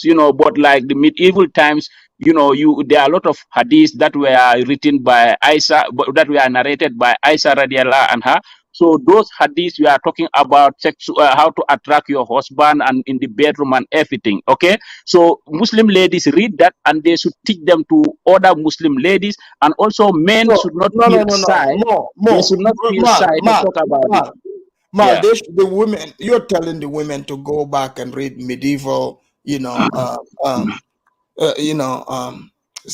sex books. I think we should outdate those medieval sex books. But let's go to Mal is Big only Brave. talking. That lady is also helping other non-Muslims as well. She's not helping only Muslims. So everybody has to know what she's saying. Come on, Mal. All right, let's bring in the Be Brave. Be Brave. Welcome to the Afridamus report. This is a funny show, Afridamus. I turned my mic down. Is it still good? Yes. Very good. What's your take? Are you surprised to see it? You say, I know you say it's funny, but are you shocked by what we're uncovering here? Afridamus, I've not always been red-faced and old and ugly. As a young man, I could get ladies, okay? I knew very young that the Jezebel's out and she's free. Okay? Exactly. There's nobody stopping. Is there any boundary with the Jezebel? Is there anything can stop the Jezebel, the veil, anything?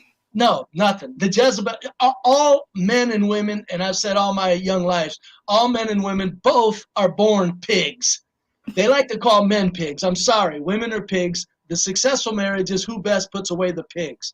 Now, all my experiences, the funniest part about it, I had a married woman for 6 years. I had a married woman. I was her side dude.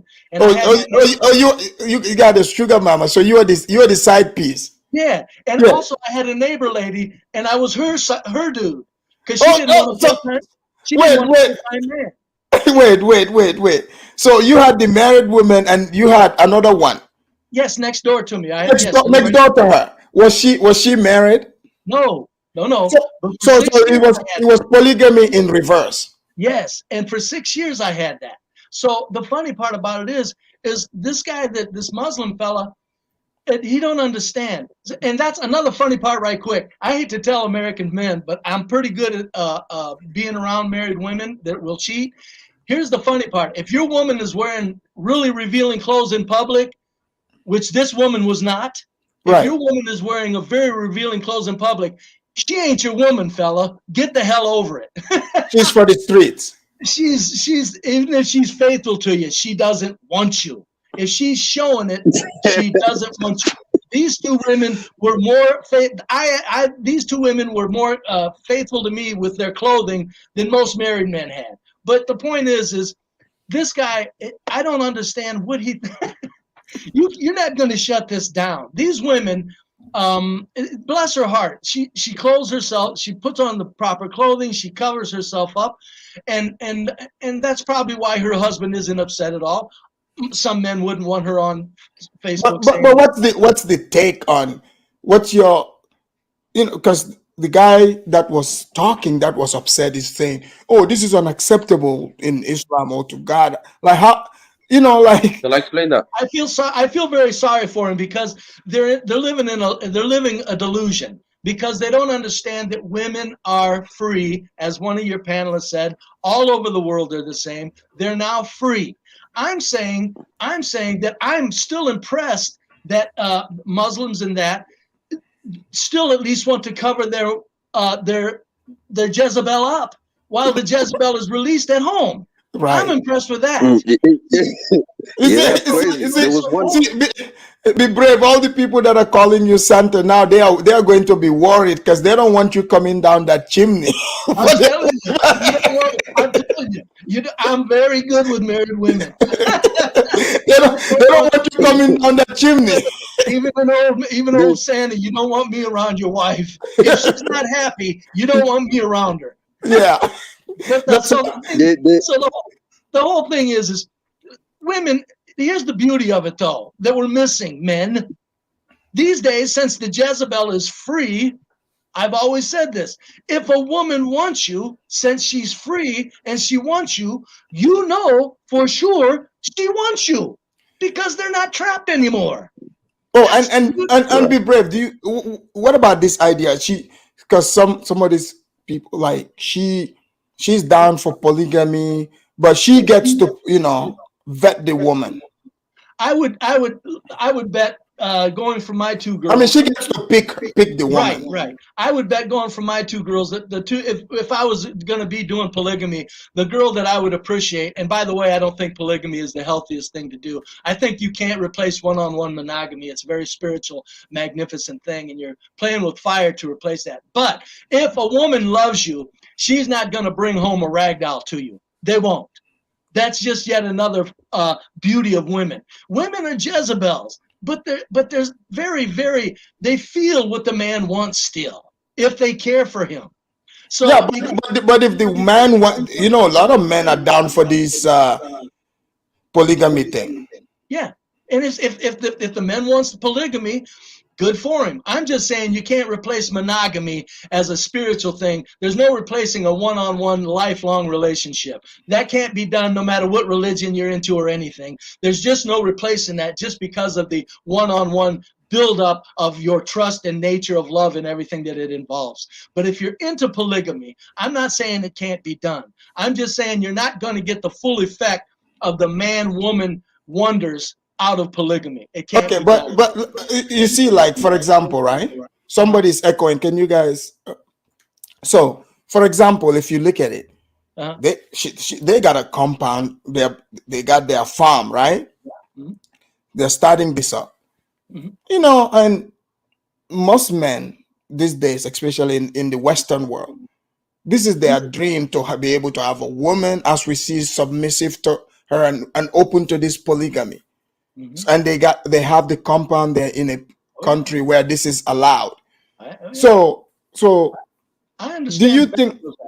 Yeah, I do. I understand the value of that. I'm not saying polygamy is bad, Afridamus. I'm just wanting to make for the record, folks, we can't replace one-on-one monogamy. You're not gonna. In other words, you're not gonna fool God and the spirit that he put in man and woman to live together and build their life together. But you can enjoy polygamy and do it very well and very in a very admirable manner and be very faithful to polygamy was also created by God. Everything was created by God, not only monogamy. Polygamy was also created by God. Yeah.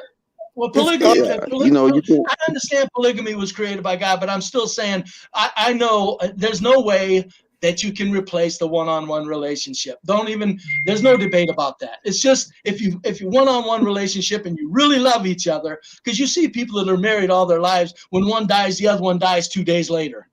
Stuff like that. But it's just, I'm not saying anything bad about polygamy. Please don't get me wrong. Oh yeah, no. I mean, you're fine. Right. If polygamy is in the books, it can be a wonderful thing. I'm not denying that at all. But I'm just saying the guy on the film that wants her to stop that, a lot of these men, that guy is crazy. There's millions upon millions of men that feel that. And I'm going, you got to snap out of it.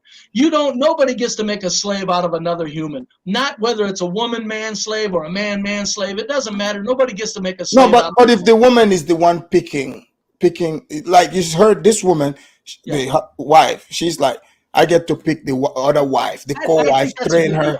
Yeah. I think that's a good deal. I would tell, if I was into polygamy and my wife wanted to pick my wife, I would say, honey, You know how much I appreciate you. You know what I like in the way of curves and hit the waist ratio and firm behinds. So you can't bring a slob in here. I don't care how nice she is. It's a visual thing with men, and I have to be visually pleased. And so therefore, it wouldn't bother me at all to like I said, the two girls that I was with, it wouldn't bother me at all to trust either of them to bring another woman home. They would know they're not going to pick a slug. So I think that woman, the way she's talking, as sweet as she's talking, I think she's going to look at her man, and I'll bet you a dime to a dollar she brings him home a pretty little thing to be in that polygamous relationship. But the funniest part now, yeah, and I gotta keep going, but the funniest part is we got to understand something. It's over. The woman, as it should be, has been set free. If that doesn't amount to marriage for many, many men, that means men have to change their game and understand and keep up. Women have had to change their game for thousands of years and keep up. It's over. Now it's the man who he's not having a woman handed to him anymore. You have to work for it, and that's as it should be. You have to mind your manners. You have to be loving. You have to be understanding. You have to be interesting to her. You don't get to be just shut up and be my woman, and never should it have ever been that way. And as a bachelor in America, trust me, I'm telling you, there's still the women that are pigs in America are the biggest pigs in the world. But I'm telling you, as a man that knows how to treat women, they'll still sweet little women. If they love you, they're still sweet little darlings, even though that Jezebel is deep in them. Exactly. Mo, let's bring in Mo. Mo, are you there? Yes, I am, Afridamus. Mo, are you there? Yeah, yes, I am, Afridamus. All right, Mo. Okay, what do you want to add onto this topic here? You saw the Muslima hijab. Did you catch the first video we played here? I didn't catch the first video, but I did catch the part where the hijabi woman was. Okay, let me give you the full scoop. But just keep talking. Yeah. So I did catch the part where the hijabi woman is unfortunately giving our education to other Muslim women. Hey, as a man, as men, we don't mind the advice. Hey, beneficial if you're a Muslim man.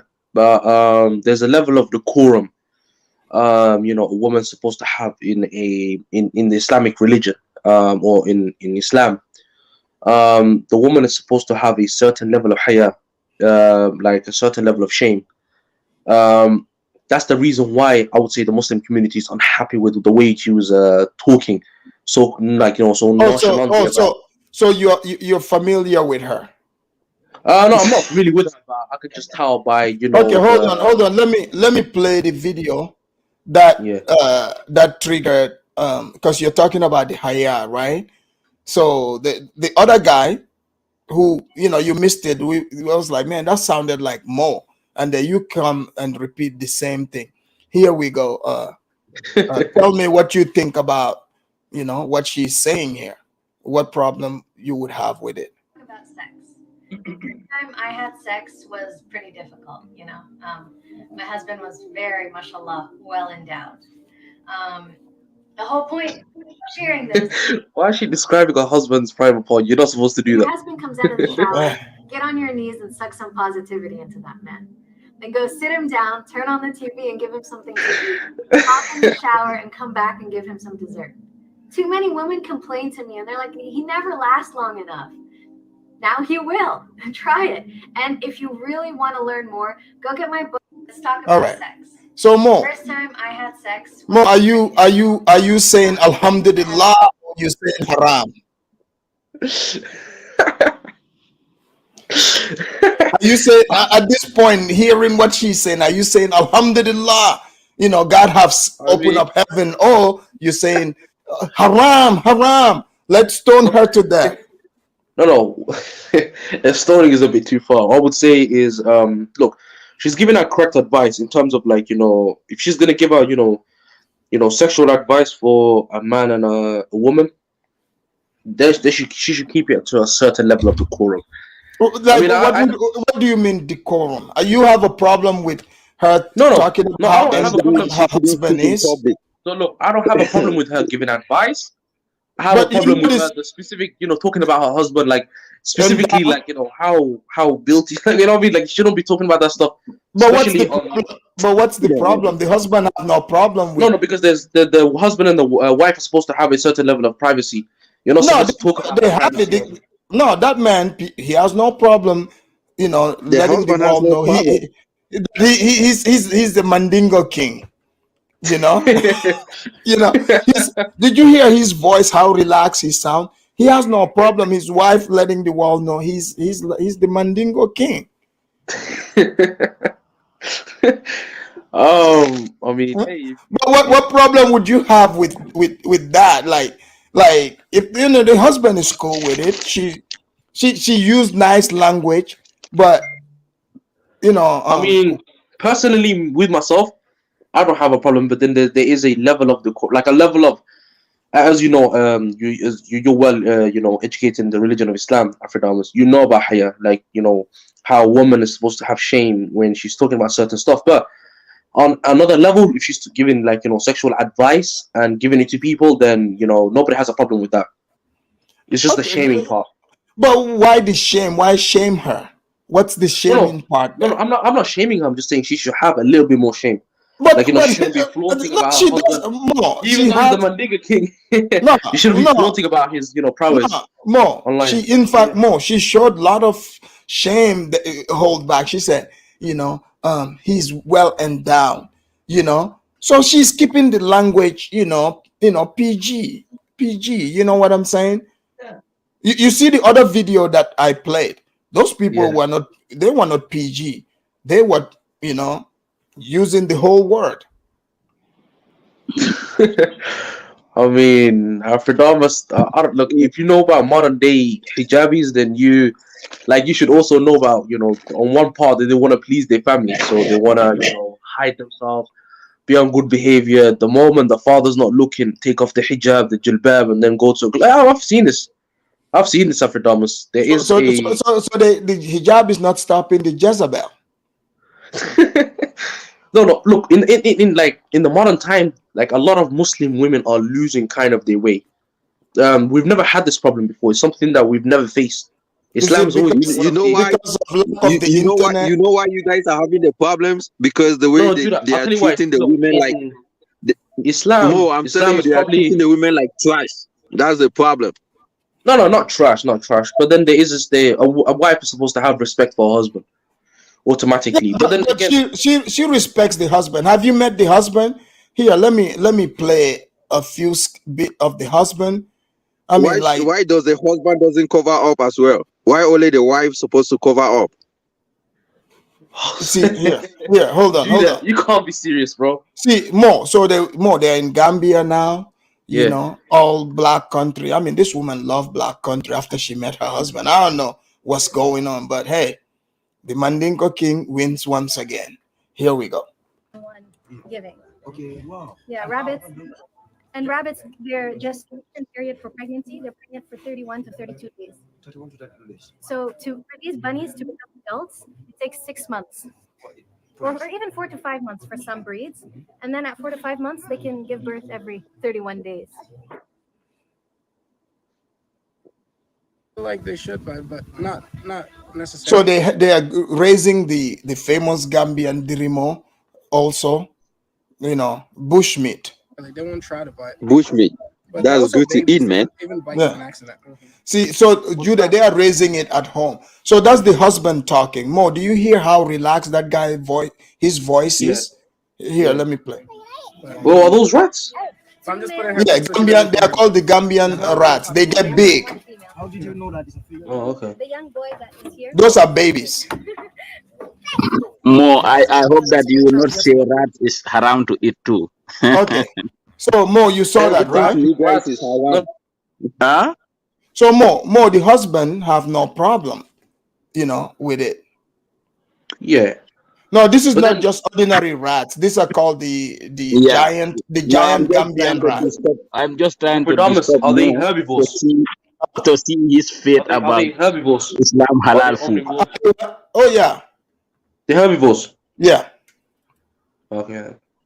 How can you say More, they are herbivores? Does what eat any other thing than grass? Come on, man. more. I I hope mean, that no. you don't you sometimes I think you have problem in differentiating halal and haram foods in Islam. No, Sometimes halal is anything that's herbivore. Anything that eats exactly. meat, anything that eats grass and Yeah, seeds and stuff of that nature. Yeah, that's halal. If it eats meat or if it's an omnivore, then it's not. yeah. So Afridamus, what you talking about, to me, I don't see no problem. As I just said, as Mo said, it's the way, she said it, but no Muslim will You just see, say man, that, oh, even you this have the is same haram. problem. You It's the way that understand? she said it, the Exactly. presentation of it. Exactly, because Aisha in his hadith, he said worse things than what the lady is saying. Mal, you're taking us to the medieval time, but I'm glad you're saying it, because even in Aisha's The report, yeah. writings, she's very explicit. Very explicit and clear and about everything, in the bedroom very clearly. So the problem I have with it is like, well, as Mo said, sees now this social media, once you talk, everybody see you, I've got a question everybody for you. look at you, that's the only Afridamus and problem. Judah. Yes. I've got a question for you guys. And even the other brother on my right. I've got a question for all of you. Would you have the same problem, or would you guys be as relaxed as you are if it was your sister giving out this type of advice online? Exactly. I don't know. If she wants to do, if my sister is grown and she's got the camera, hey, I don't care. She's her own person. Afridamus, you want to be cool. There's a level of no. African men are not cool with their sisters behaving like that. No. Let's be honest, Afridamus. Let's be honest. You ask me, and I'm giving you the real answer. Like, believe you me, if she's an adult. I mean, I'm not in the business of policing her. Like, she's totally free to do whatever she wants Let me to do. respond to Jude. Jude, you talk about somebody, having jilbab on top of his head. Only married women are accept to put jilbab over their face, cover all their face. Unmarried ones, they don't have to put it on their face. And also in Islam, when you marrying somebody, you have to check their face. Number one, check their palms and hands and look at their structure. You understand? Before you marry them. So I don't know where you take But that this dream didn't happen. from. The guy said he couldn't see the lady's face. The lady refused to release herself till they And got that is married. wrong.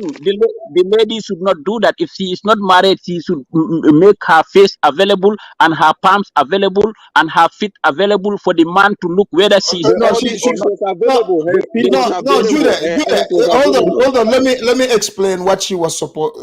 Yes. The guy is supposed to see her face, Yes, her palm, and her shin to make sure she doesn't have fat ankles. Yes. And Yes, because the shin Couldn't show her face. the shin is very. So you are telling me the lady could show her face to anybody just because she wants to get married? Hey, no. Be brave. Is that a good way to assess, to look, Yes, show the? Yes, and I'll tell you, I'd also ask my little lady if I was Islam, pull that gown a little tight around that rear end. Let me see the shape. I'd have to. But, let me add this. There's something real here that Mo is not wrong on. This is going to erode the religion of Islam. The freedom of women will do that. Let's not joke ourselves. But the beauty of it, again, is nobody gets to have love from somebody that's enslaved. If you really want love, as the old saying goes, they got to be free to choose. This isn't complicated. Right. So the point But there is not enslavement. I don't think you understand. Mal, if the person doesn't have the right to show their true self, that's enslavement. That is. They can show it. Let me finish and I'll get out of your way, sir. Let me You know finish. how they show it? Hold on, Mal, let him. Please let me finish. Look, I don't know how you would say what you said and not understand that in the end, ultimately, women have the right to be free. You do not get to snatch them up and tell them that they have to love you. Number one, that's not love. So you're not getting love. All you're getting is some perverted devotion, which is sickening to me. But number two, here's the thing you got to do. Set the women free. Here's the thing you got to do, man. You got to step up to the plate. And if you do that, these women still want men.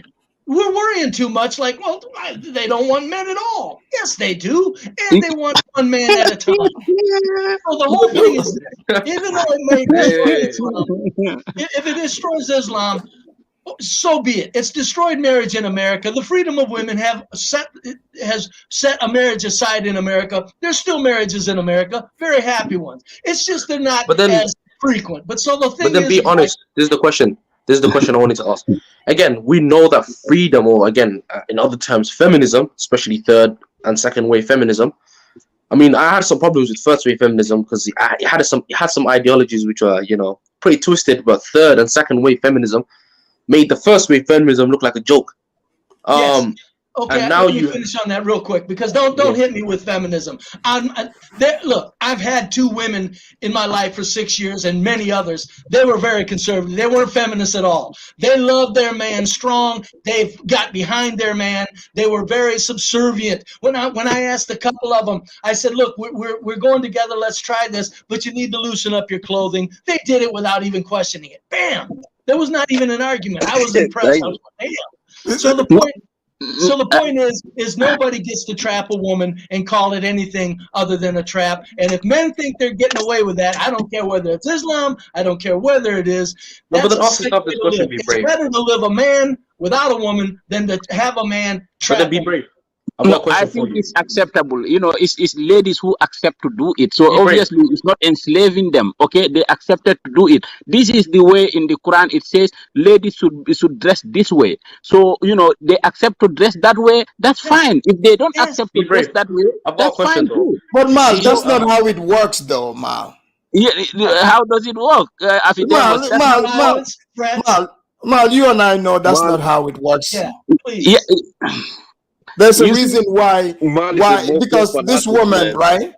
There's a reason why, you know, she's talking the way she's talking. But then be brave. Like coming to marry again. Let me educate you there and the man here. You know, so if if they put on hijab, okay, the man has the right to look at the woman face. Number one. Look at the palm to see whether she is sick, because if somebody is sick, if you look at the palm, you should be able to know. Cover her whole face. She has to take it off or what? No, she should not do that if she is not even married. That is not acceptable in Islam, to cover all her face. So some people don't see her face. No, that is wrong. That is wrong. I don't know where you see that, but that is absolutely wrong. A woman who is not married, should not cover her face. It's the woman who is married should cover her face so that other men will not look into her and, have interest in her. You understand? That is the difference. So no, you have to check. You have to check the Mal. You left out the ankle. You check the ankle and you check the wrist to make sure she's not only healthy. She's healthy in a better way. So she, that she's not also that she's not a BBW. Yeah, the service. I was gonna say, man, 2 seconds. I was gonna say to make sure she's not fat. There's also something else as well in Islam, right?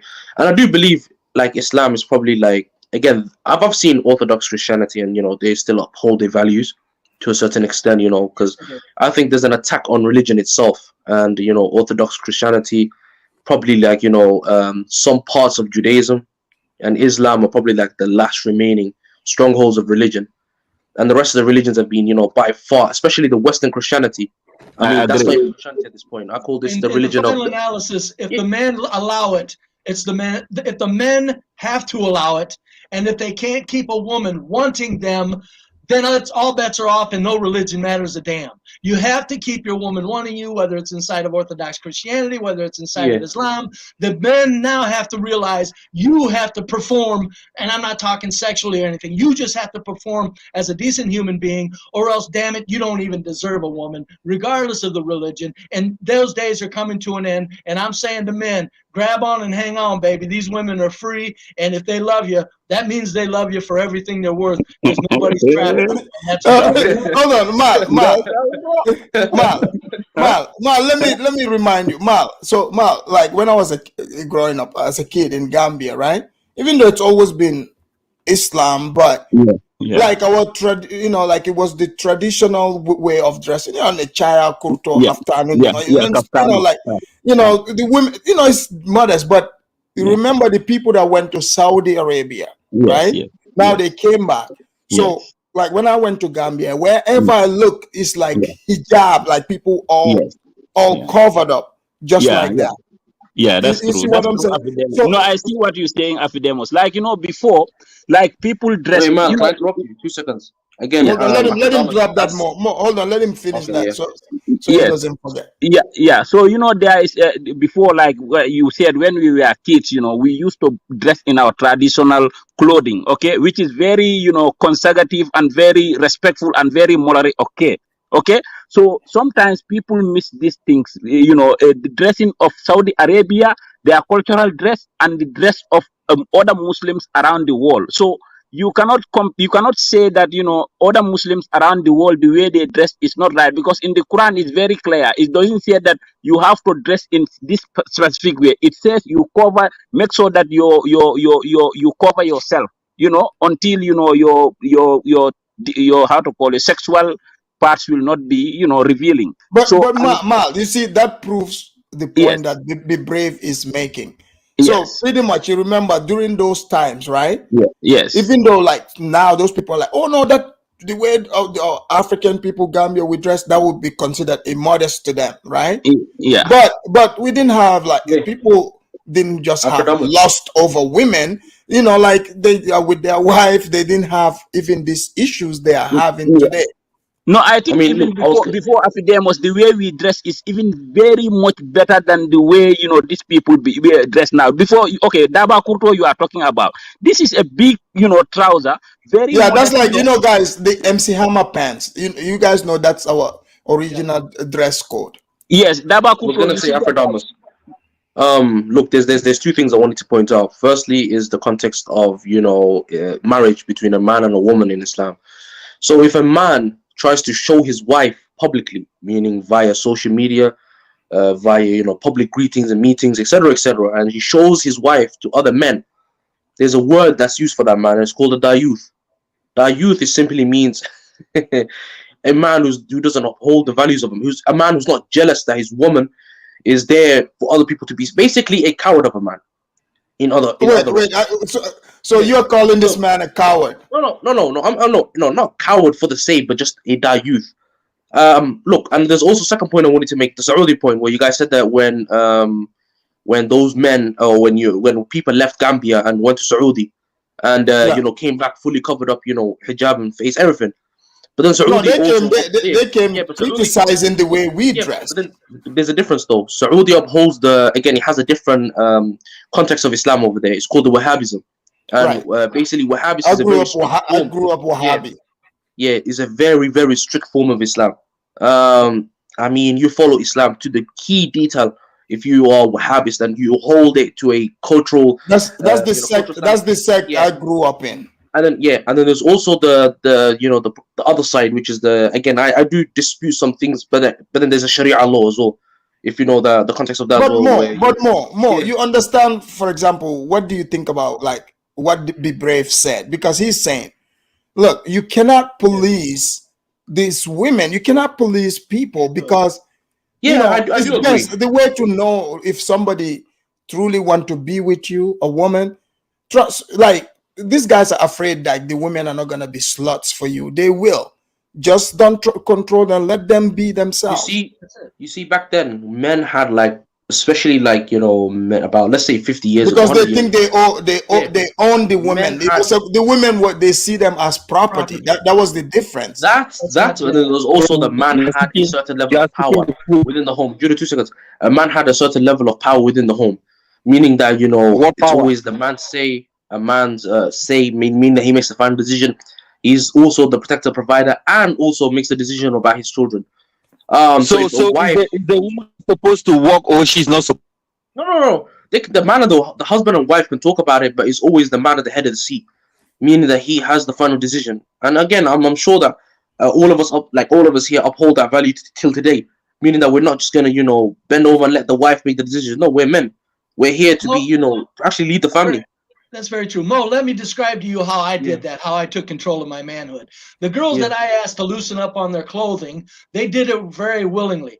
Here's how I took care of it. I didn't say you have to. I said, if you really don't want to do that, I'm going to go away. It's up to you, sweetie. You're free. There's no big deal here. I'm not going to share. Have you shown that much to other men? So there's a middle ground.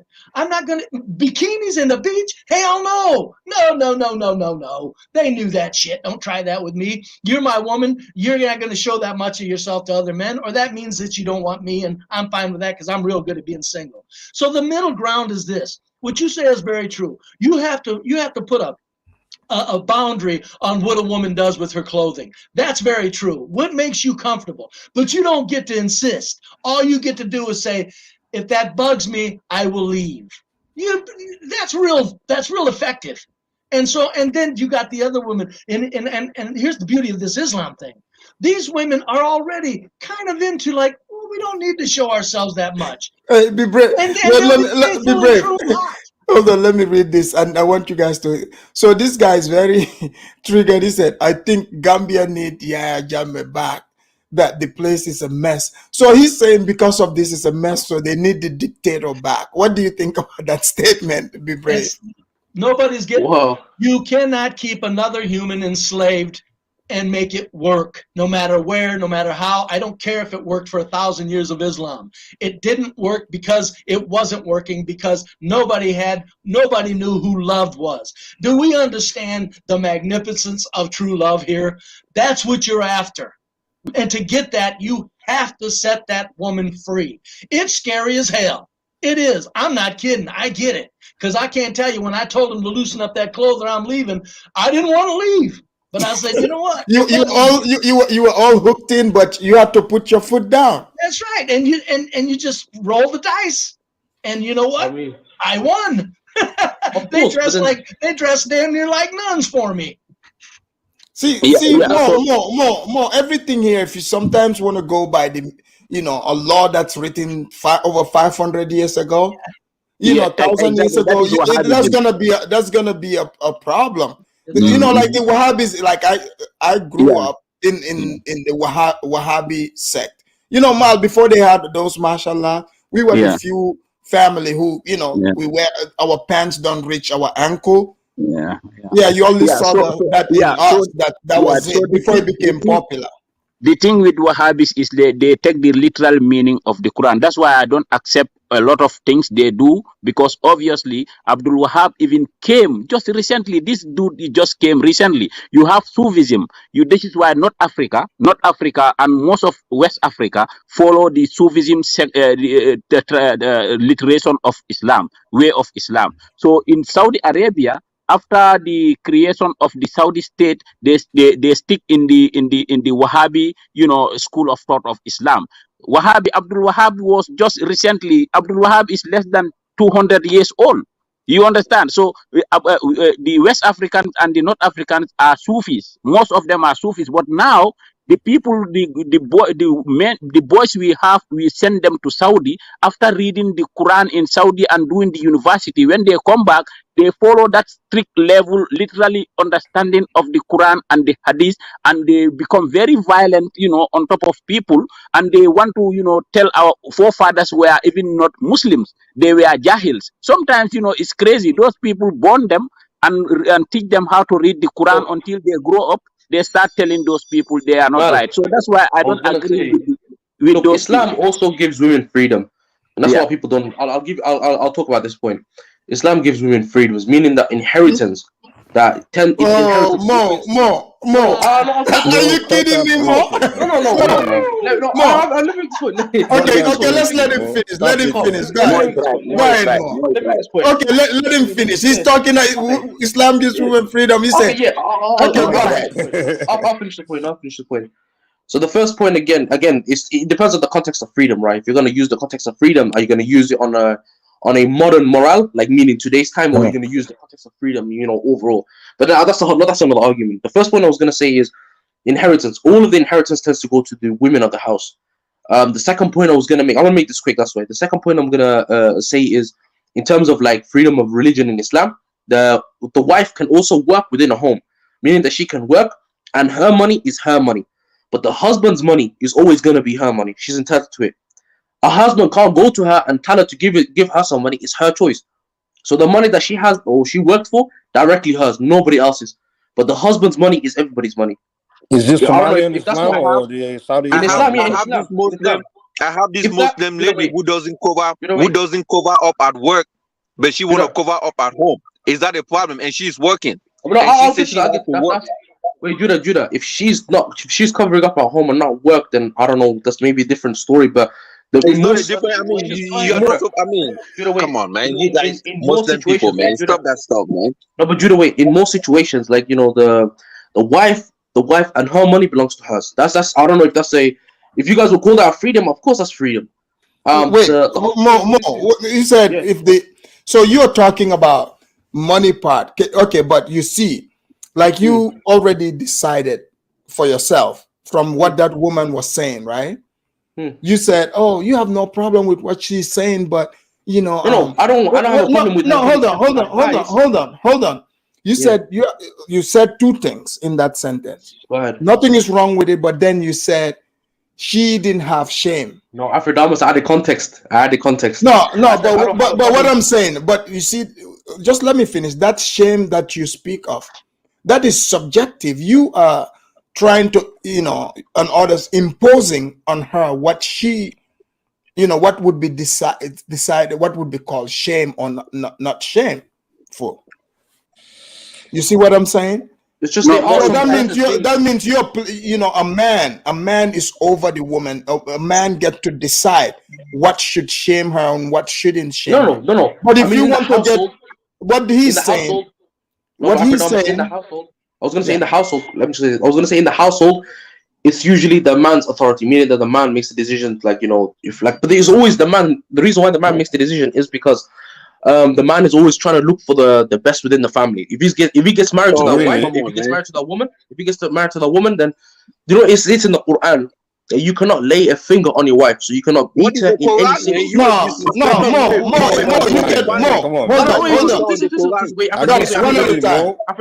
Afridamus, let me make context. Let me make context. Let me just hold on, let me correct you. More. 1 second, let me correct you. Afridamus correct you, man. You just lied. Come on. Allow the host more. Let me correct you there. No, you know, more because that one is true. More. They do more. In Islam, you can beat your wife. What are you? No, you can't. Yes, you can. Yes, you can. No, you can't. Really? Okay. Hold on. Let me help more. Okay. And let me bring out the translations. All right. Al-Nisa, Suratul Al-Nisa. Exactly, literally. You can correct you. Look, you can beat your wife. They even describe to you how you can. No, Afridamus. It tells you stage by stage of what you could do. Let me add the context then. If you guys, okay, Mike, if you let me speak, I'll give you the context. No, you're not the only. Judah, you're an Islam hater, Judah. Wait, you're not the only one that grew up or know Islam. I'm not even a Muslim, and I know very well the Quran where he says Mike, flog your wife, you can give her lashes. Nah, Mike, that's in the Quran, man. Come on. Afridamus, wait. The context of this whole thing is the most. It goes stage by stage. I said that the most you can do to your wife is touch her with a flick of. You basically touch her with basically a your miswak, which is basically a toothbrush, a branch of a that's the lie. Of a tree. Is not in the Quran. That's the most. You can touch her with that. There's no toothbrush in the Quran, man. Okay, who gets to decide this? Okay. For example, right? Okay, have you ever, when you were a kid? I don't know about like when you were a kid, you do something wrong, right? Sometimes your mom, especially with mom, right? Your mom would be like, okay, we go fetch the stick that you will get your ass beat with. And if you don't get a good one, if I get to pick it, you know, it would hold on. Wait, it would even be worse. You see what I'm saying? So a person giving you the choice to go get the tweak, to get your ass smacked with it, you know, like when they are picking it, it's up to them. It's subjective how strong this is. You see what I'm saying? So the bottom line is more. You agree that you can beat. You can touch her with that. But you can beat her. No, you can beat her. Don't say touch. You can beat her. No. Afridamus, bring me the No, because that's hold on. Okay, fine, guys, hold on. Give me one moment. Let me ask that. Okay, wait. If I pick up a stick, let's just a stick, and I go like this, touching your behind with it, touching. Some might call it touching. Some call it beating. Right? Afridamus, don't twist the word. Hold on. Okay. Hold on. If okay, let's say I take my hand, strong hand. It comes in contact with your face. I did not slap you. No, you can't hit her on the face. I just touched her. No, I just touched her face. No, I was just Mo is never I touched her face. You're from Afridamus. You're being tricky now. You're from Muslim. He said touch her on the arm. No. Okay, no. But Mo, I'm just giving you an analogy. A beating is a beating. That's a beating. You're using that is words not a beating, like Afridamus. Really? Wait, no, Afridamus. We're all Africans. We know what a beating is. No. Mo, are you kidding me right now? You don't have to be an African to know what beating is, man. Of course. We know what beating is. That's not a beating. We know what beating is. No. The fact of the matter is, in the Quran specifically tell a husband to beat the wife if she does certain things. He tells you. No, he doesn't, Mike. Mike, he doesn't. He doesn't. No. He's telling the truth. Husband beating is illegal. Yeah, you can stone your own wife to death. What the heck? If she commit adultery. Exactly. Even the Quran tells you stone the women to death, man. When she Mike, Jude, Mo, can you please allow me? Because I'm fasting. I don't want to lie here. So the truth is that, make sure you don't lie now, because we're going to catch you. Okay? In Surah Nisa, it's very clear that, if your lady disobey you, okay, you separate yourself from him from the bed. That is the number one option you can do. Okay, when he disobey you and you warn him he didn't do it after 3 times, don't sleep with her in the same bed. If she continue insisting on it, beat her slightly. Okay, that is acceptable. Don't slightly. Wrong words, Mike. Wrong words. Don't have the words to it. Mal, wrong words. Let me correct my brother Mal. Touch her with the come on. Okay, let me I don't want to argue because otherwise I will read the verse for you. You are a Muslim. So the thing is, that is beat her slightly, mean you don't have to take heavy stuff to beat her to destroy the face or whatsoever. Beat her, with a little stick or something that she will feel pain, but she will not cause damage to her body. That is what is acceptable. No. You cannot beat a woman. Yes, you can. Yes, you can. You cannot beat a woman. Muslim fanatic. It's haram. You want to disrespect? Wait, guys, wait. You must treat your wife as an Havila, hold on, Havila, did I just hear you say beating your wife is haram, is not in the book? I think you guys are not educated in Islam at all. That's not true. Okay, let me put it to you this way. Okay, you say treat your wife like a gift. Okay, be brave. Let me give you an example. For example, be brave. Your child, right? In America, most people, what do they if they like their kid?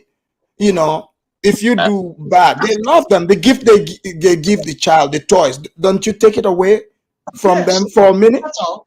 You have control over the child entirely. They are like a child, but you don't have control over another adult. So, and the funny part about it is, Afridamus, if there's a religion that gives guidelines on how to punish a woman, throw that part out of the religion. All my lovely submissive women needed to go home and be told how how to be mean to her. Yeah, but I didn't need it. I knew you just don't do it. No, but be brave. There's Be brave. There's context. Be brave. It goes stage by stage. Hold on. Give me a second, man. I haven't even spoken. I've been here. Hold on. Guys, allow Mike. Mike, I've been spoken. Can I say something, please? Go ahead, Mike. Yeah, here's the problem. They give guideline on how to punish a woman, but there's no guideline on how a woman can punish a man when he does wrong. Both men and women can do wrong. Now, here's what the problem started. Right? No, Mike, let me correct you. Mike, man cannot do wrong. The man is over the woman. But continue, Mike. Okay. Wow. Do you know why this all came about? Because when they were in the room writing these laws and writing these adid and everything, women were not in the room with them. You know, it was just a group of men that came together to write all the rules. You understand? Against the woman. I think women. Okay, it takes intelligent people to come together to write things, right? Philosophers, great thinkers. Are you telling me we don't have women that are great thinkers? They could have gotten No, in the Quran, they don't want their women to be great thinkers. They underlook their women. When you have a situation where a man write all the rules, don't even guys, one microphone, guys. Hold on, one microphone. You would see a situation where they would tell a woman in a hot. Let him finish, guys. Let the guy talk, please. You will see a situation where in a hot heat of Afghanistan, Somalia, all these hot countries, not Nigeria, they will force a woman to wear all black, cover up everything. I think she's comfortable in that stuff, man. Where no vent. Like, and I'd be like, yo, is this woman really? Oh, that's what the hadith said. That's what the Quran said. No, I mean, she's not comfortable in that clothes, man. Like, it's too hot.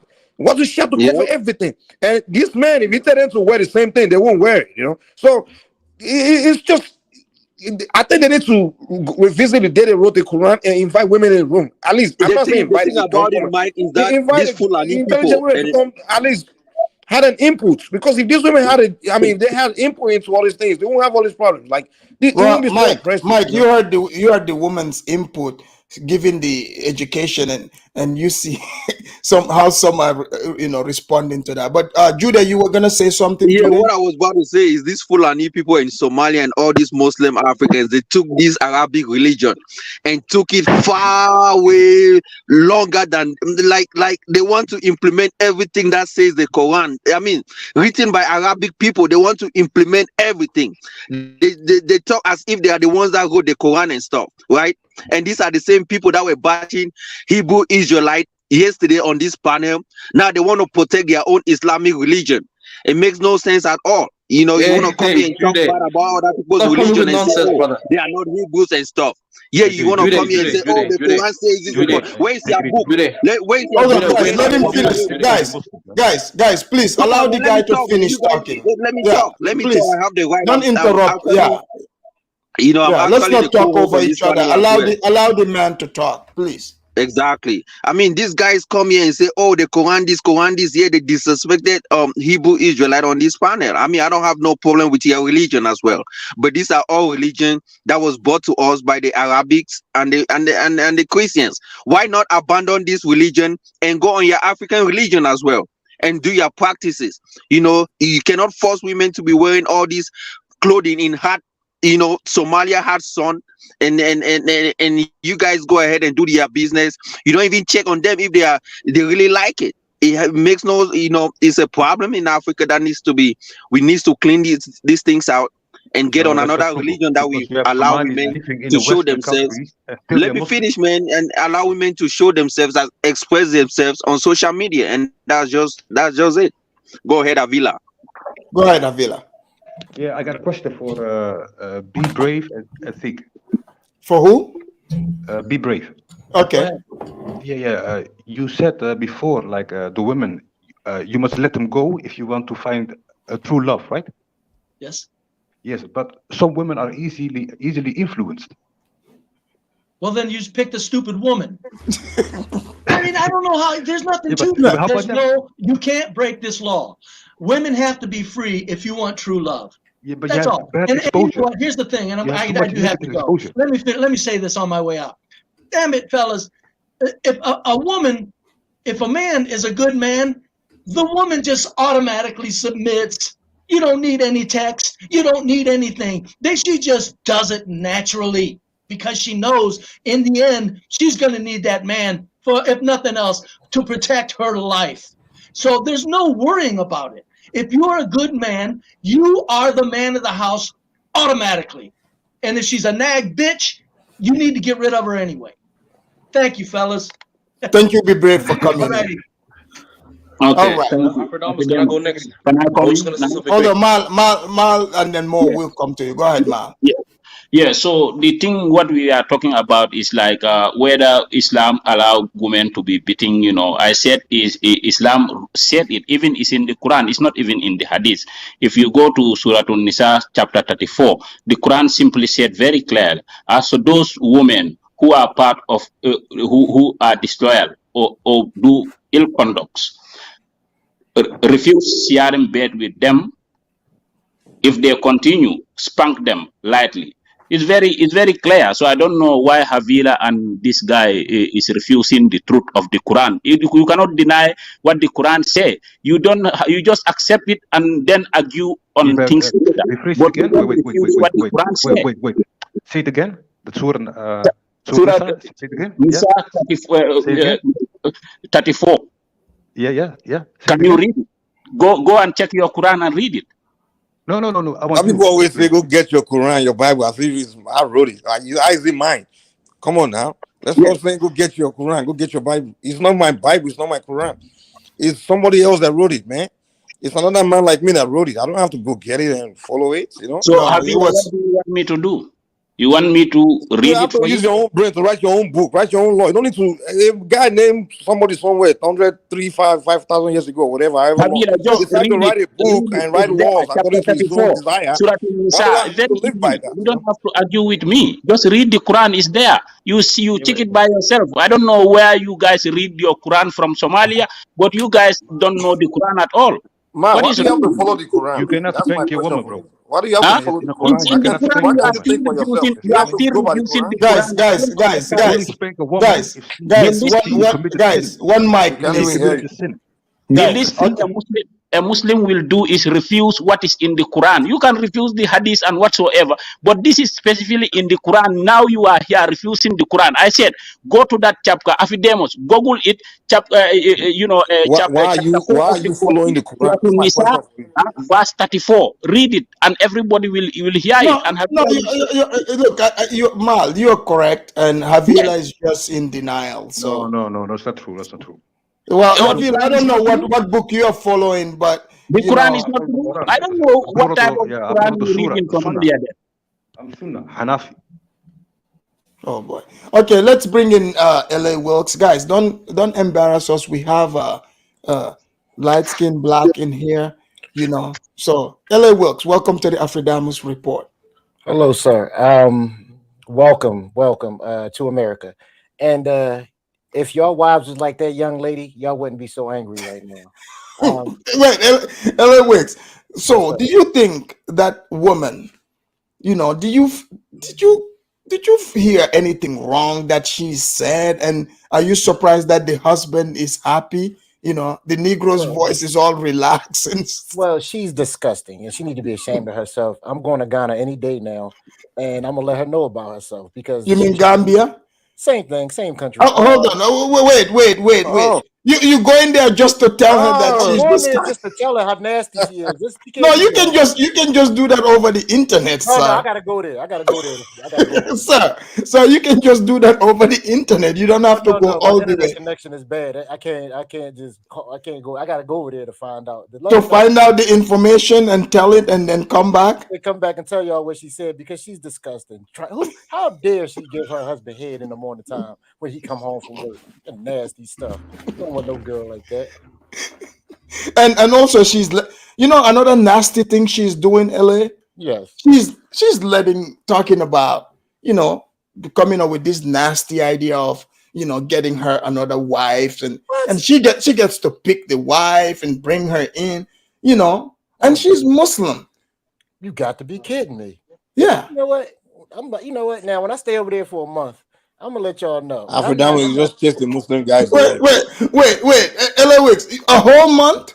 Yeah, because there's a lot of research I got to do to let her know how nasty she is. I don't appreciate that kind of mess. We don't do that. Who wants that kind of mess? Your wife. Look. I talked about the Hebrews, what they were doing in Africa, right? Mm-hmm. And the others, the crazy housewives of Banjo. You did not suggest that you will go there and investigate them, find out what the Hebrews. You didn't even care to call. Why this particular case? This particular case, you want to go. You want to go there and investigate. Yes, sir. What are you trying to investigate, sir? Sir, I need to investigate why is she. You know, this got to stop. I got to put an end to this, and that's why I'm going there to let her know this can't continue. Of you trying to do all this nastiness for your husband. How dare she? I mean, the audacity of her. So that's why I'm going there. So what do you think about the Muslim guy that was criticizing her? Like, do you think what is he mad at? He needs to be mad. He's letting the Negro, respectfully, do nasty things to his type of women, and he needs to be upset. That's why I'm going there to break that up, because he can't be the only one getting that kind of stuff. Oh, okay. The truth comes out. So you're trying to be blessed just like her husband. Give me a sec. No, Afridamus, contrary to how we can see him criticize Islam, you and I can agree that in Islamic society they still have more successful family units and longer marriages than the United States. This woman she's married. We got to give them that at least, So yes. So at least we know in the Somalia community they still have like more successful marriages than the FBA community. Don't make this about Somali and FBA, please. Look, we're doing good over here. I came to talk to Be Brave because I thought I heard something earlier, but my ears might be a little dirty. Did Be Brave say he was breaking up happy homes earlier, or was that just me? I did not hear him say he was breaking happy homes, but he said he was pretty much in a polygamous relationship. One was, claimed to be married, and the other one is living next door. So he was just there to deliver, Christmas gifts. Christmas time and time again. And, summertime, there's Christmas too. He was one of those Santas. What has this world come to when an old, nasty white man can sit up there and break up happy homes? I'm over this nonsense. So what do you think about what your cousin Judah was saying? Judah, you need to come back. You're the co-host here. What do you think about Judah's take on he's focused on the Muslim allowing the women can get beating and all that, Judah is very upset about this. Judah, you need to stick to your white woman, sir. I told you about come over here and starting trouble. I can't let him off the leash for 5 minutes before he comes and start your. What is his problem now? He got a problem with it. What? With the Muslims. That's he has problem with them. That's why he's not allowed back. That's exactly why he's not allowed back, because of that kind of. I don't speak for Judah. He's my cousin. He's a distant relative, but I can't do nothing with him. He's your co-host. This is true. Judah, call back in. Mike, what were you gonna say, Mike? Oh no. I mean, I'm just saying, contrary to how we, can criticize Islam, they see positive. No, Mike, we're not criticizing. We're not criticizing Islam. That's not what we're doing. I know. Yeah. So just don't put that in the air.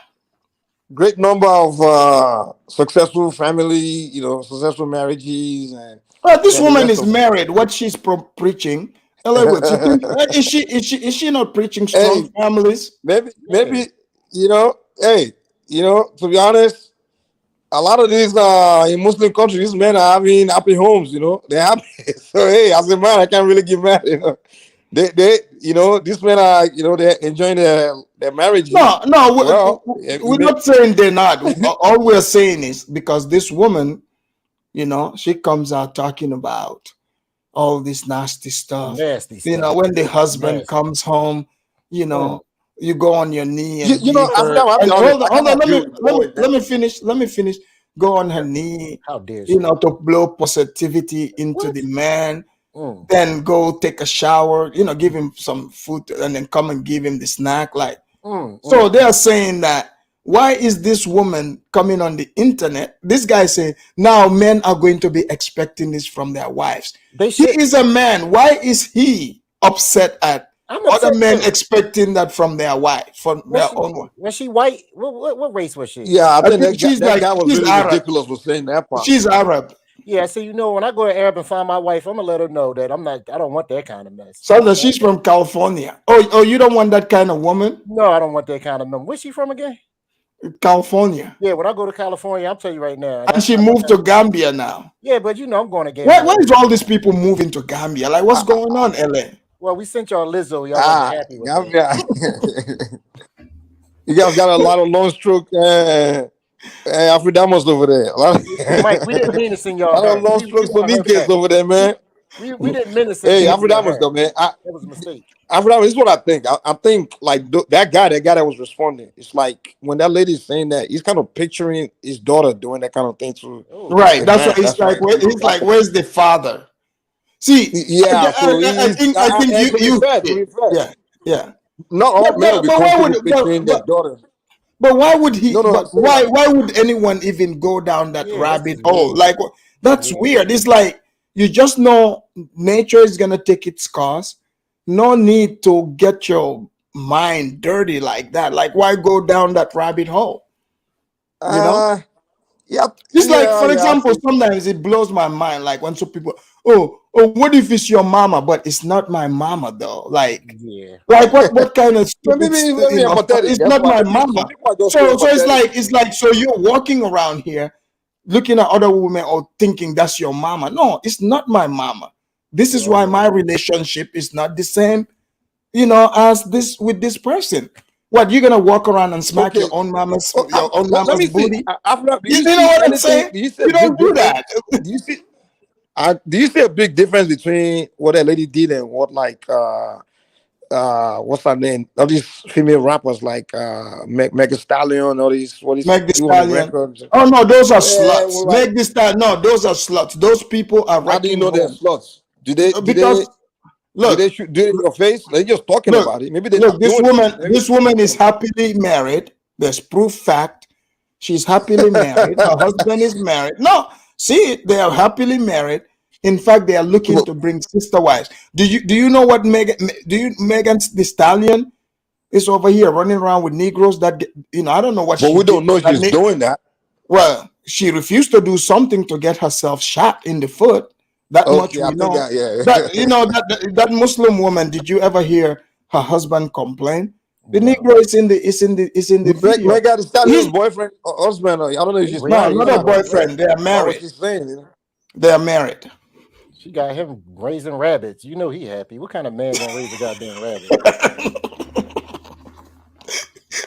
He's raising rats too. He got talked into. He got talked into raising rats. People keeping their. Wait, anyways, if you were that dude, would you be raising the rabbits and? If my wife was doing all that, I'd raise any damn thing she want me to raise. I'll raise a snail. You'll just be raising them, huh? I raise Negroes too if she wanted me to. I raise any goddamn body. I bring Africans, Chinese, Negroes around. Anybody she want me to raise. This is funny. Let's bring in Mad Dog. Mad Dog, are you there? Mad Dog gonna cuss me out again. Mad Dog, are you there? What happened to Mad Dog?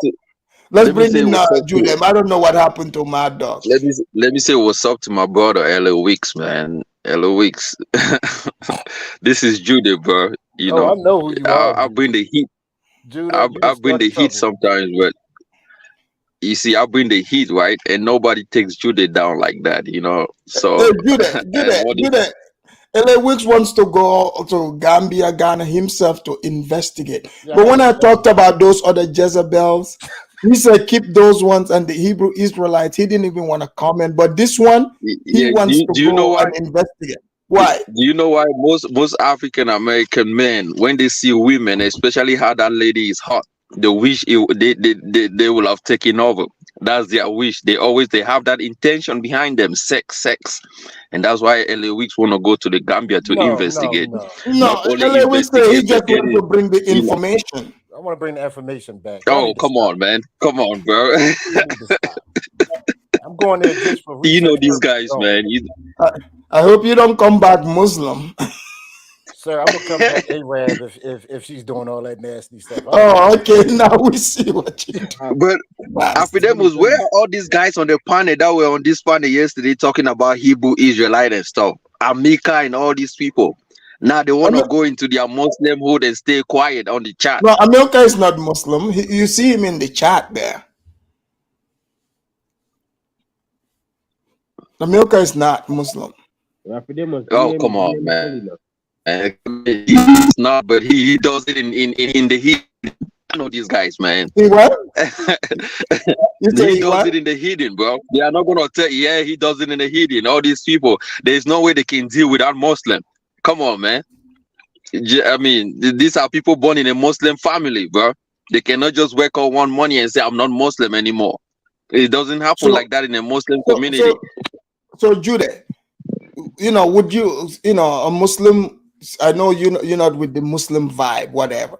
But with that woman, the way she is and talking, would you if someone like her come along, would you, join the Muslim crowd?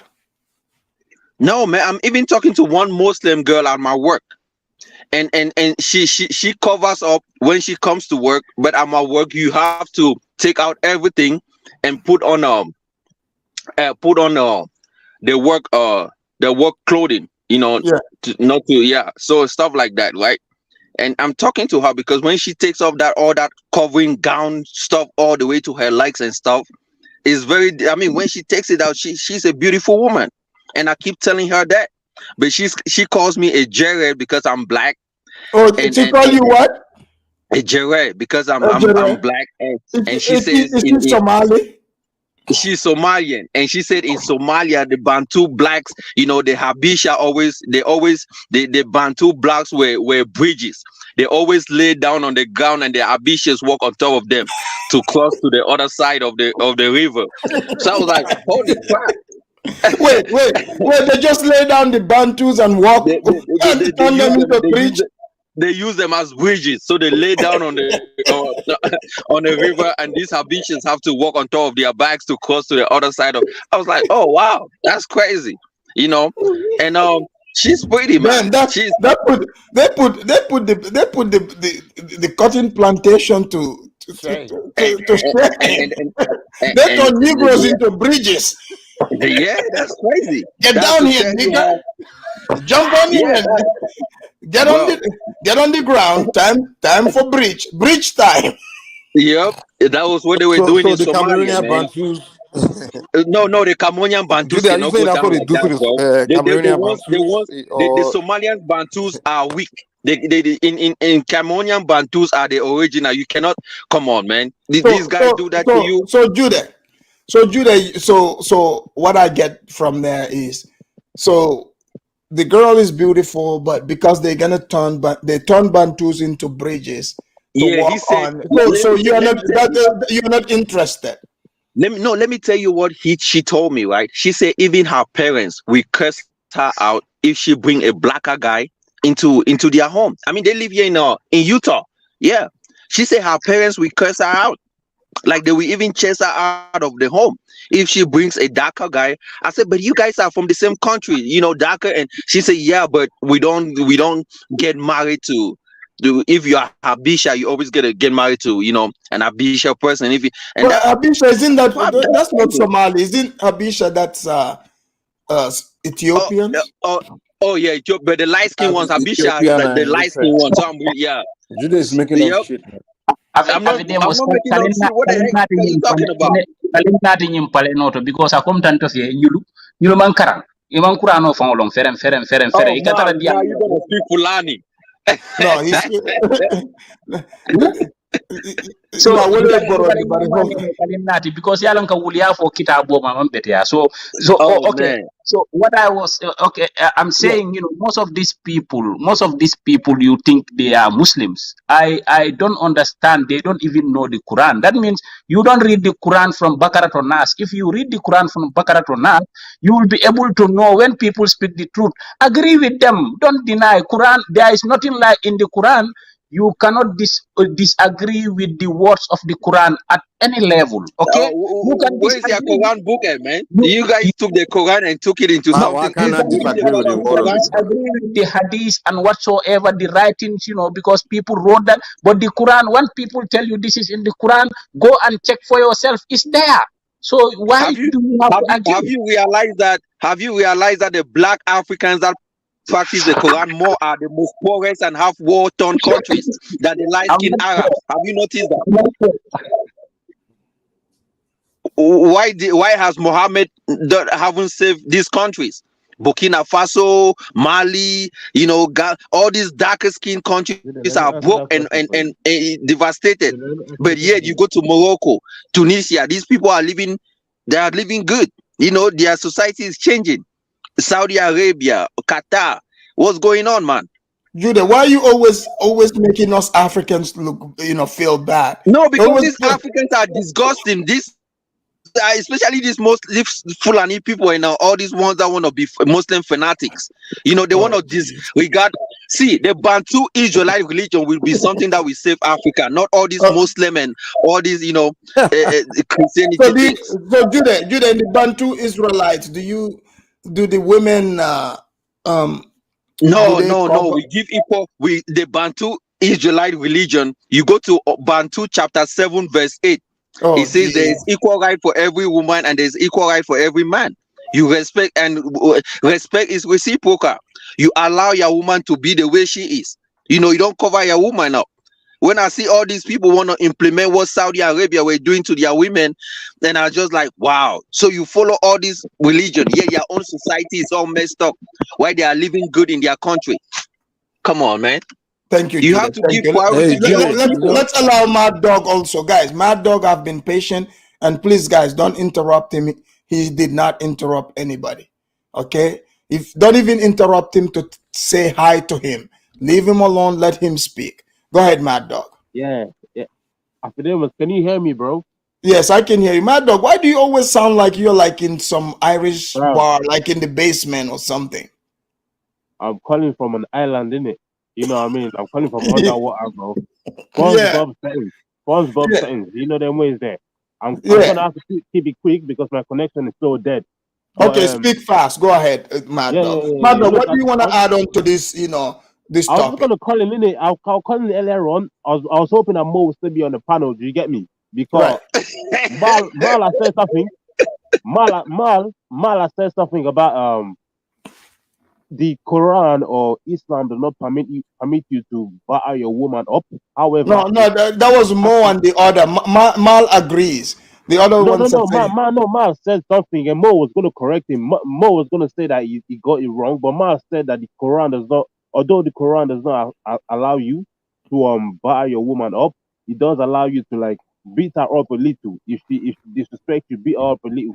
Like it doesn't make sense, bro. You're no, I agree with you, Mad Dog. Mad Dog, I agree with you. You know why?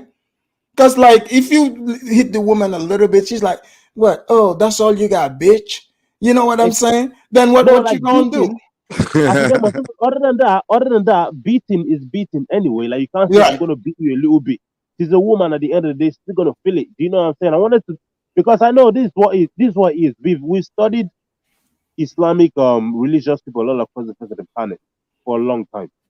So I know that they think the same way that, and they act a certain way that's supported by their religious information and their belief. Do you get what I'm saying? I know that Mal was never going to prove to us that via the Quran or via the Islam faith, the woman is not meant to be treated like a subservient, second-class part of the family. Do you get what I'm saying to you? And Mo was not, although Mo claimed that Mal said that in the wrong words, Mo was not going to say that in any better words. Do you get what I'm saying? So like you guys are contradicting yourself. The problem is that we're facing is our people are seeing things from too much of a religious lens. Do you know what I'm saying? And these religions, every religion always put women as subservient, second-class role within the family overall. And I do not support that because I feel like our women have more to give to us. I don't care about the Europeans that created the Christian religion and the Arabians that created the Islamic religion. Do you get what I'm saying? So Mad Dog, what do you think about the Muslim woman who's teaching that, when your man comes in, get on your knee, blow some positivity into him, then give him snack, go take a shower, come back and finish up. Let me tell you, Afridamus, that's the hijabi city girl, bro. That's the hijabi city girl. That's why there's so many of them. That's the hijabi city girl. Do you know what I mean? Now I will not mind my woman giving that service to me. Let's make it clear. Do you know what I'm saying? As a matter of fact, if I pay a bride price on a woman, she better be doing all those things, bro. And also, wait, Big Dog, to make this even worse, she also is open to, you know, picking another woman for him to marry, like extra wives. Yeah, exactly. Afridamus, this is the So this are is the you? point. So This is the you, first point I hit. Mad Dog, can you see yourself living that kind of life? Of course, man. I'm a hardworking brother. I deserve two things when I come back home. Let me say this, yeah. I heard the brother on the panel earlier on saying this. He said something. He said, Christianity compared to Islam does not allow a man, does not require a man to be polygamous. Instead, they want the man to be monogamous. I think this is the thing that Christian people are dealing with, more especially European Christian people. They have like a social deficit that make them feel like they have to be monogamous and be loyal to one woman or one man. Like, bro, what's better than 1 billionaire? 2 billionaires, bro. What's better than one pussy, bro? It's two pussy. Do you get me? Are you mad, fam? Bruv, like all that talk about, oh, your life is better off. Don't mind Find him. one He's a woman or batty find boy. one man and He's keep a the family. batty I boy. don't want Don't to hear mind it, him. bro. Hold on. You're gonna be next. Al, just hang tight, Al. Yo, after them, like I'm saying, I don't care, bro. Like, I don't mind if my girl want to choose another girl for me because, although it's suspect though, if my So woman if want to choose your another woman for woman, me, like Mad Dog, you go there, you got your compound, you got your garden there, and you know, you That's got it. your woman, right? You yeah, come in, she, you know, she's doing what this woman is saying, and then she comes up one day and say, yeah, "Hey, Mad Dog, you know, I know, like, you've been looking at some of those, you know, big-waisted women walking by. I've decided to, you know, pick one for you to marry." Would you be like, woman, are you mad, or you gonna, hell you no, know, no. you're gonna After them, promote her? you have to understand. In marriages, you have to compromise, innit? And if my girl, if my woman, of my wife is looking at me saying, okay, you know what, I'm gonna pick the next wife. However, Yeah. you're gonna have to let it be between my parameters of my decision. If she is picking a pink girl, a girl that look good, I don't mind. Do you get me? Like, what's the Well, fight over? that's good. I'll Then it compromise for means, that thing. Mad Dog, you can be Muslim then. But I don't know what Muslim people do, bro. But I really don't care about their man. But I don't care. Like, if I, regardless of whether I'm Muslim, Christian or not religious, like if I'm married to a woman and she said that, okay, you know what, I can settle for polygamy, but I'm gonna pick the next woman. As long as the next woman is good looking, I don't care. Now, like I said, it's gonna be suspect because I'll be wondering, like, do you feel something with that other girl? You want to lick the girl up? You want to scissor the girl up? Like, Oh, if that's the case, I don't you're mind gonna because I'm start gonna fuck asking both of them together. questions. Innit? You got Yeah, a but no, point there. I was gonna say this right to Mike as well. Like when Mike was saying, you have to give credit to the Muslim religion for creating the most proficient families and stable families, bruv. We are from Nigeria, bro. Me and Mike from Nigeria. The Muslim families out there are not that stable. All they do is give birth to children anyhow. All them 9-year-old wives and teens, bro. Man, I don't want to be seeing all that, bro. They got them kids begging in the street and that. The fuck that. If that's the case, in regards to marriage and marital relationships, if that's the case or the case argument for Muslim people, then I don't even care about that. It needs to stop. You know what I'm saying? So yeah. Thank you, Mad Doctor. All right, let's bring in Al. Al, welcome to the Afridamus report. Al, what do you want to add on to this? Thank you. Can please, while I'm here, Afridamus, can you make sure no one interrupt me? Yes, guys, please. He interrupted Mad Dog just a quick second, but you know, don't do to him. agree with him. Yeah, don't do to him what he does to other people, please. Yeah. Afridamus, come on, man. But yeah, Mad Dog he's a honest guy. He's honest to himself. Yeah, I respect people like that. Yeah, well, big up to that. Just to interject in terms of what you mentioned about northern Nigeria, that part of the northeast is a war zone. A lot of women been displaced. You know, they're having kids left and right and center because they're desperate. But yeah, I'm just coming. And Al, yes. now that you called in, so Al, I want you to address something. You said, why are all these people going to Gambia? You know, bring back Yaya Jammeh. So you are against the Muslima explaining, and we have L.A. Wilkes here. He's impressed by this woman. He's willing to go to Gambia to investigate. He wants to stay for months. Afridamus, when I listen to a lot of Tariq, like a lot of stories in Fuller, yeah, we've been doing these things for a long time. I mean, Mansa Musa been going when you go to pilgrimage, you've been bringing a lot of white bunnies, you know, from the Middle East, yeah, back to Mali. So it's not a new thing, bro. Our ancestors have been doing this for a long time. It's only new to Judah. because obviously plane was invented not long ago. So he managed to, to go to ITA, and for the first time he managed to see a white girl. So you haven't, obviously that is gone through his head. But anyway, get to the point. Well, he's not here to respond. I hope, Judah, I I hope you call in. He'll call in. Bring him back, because that's the reason why I came on. Yeah, he's gonna call in. Go ahead. Bring him back. That's the reason why I came on. No, he's coming in. He's listening. He's coming. How can he do that? He's supposed to be... No. Because he was on his Mormon network was misbehaving. So he has to go on the other side of the building and get this right. If he's not here to respond to me, he shouldn't respond. No, he's on his way. He's coming. He's trying to get hooked up. Just say what you have to say. He's hearing you, and he'll be here in no time. Go ahead. So Al, you are against the Muslima teaching, what she's teaching. Is that what you were saying in the chat?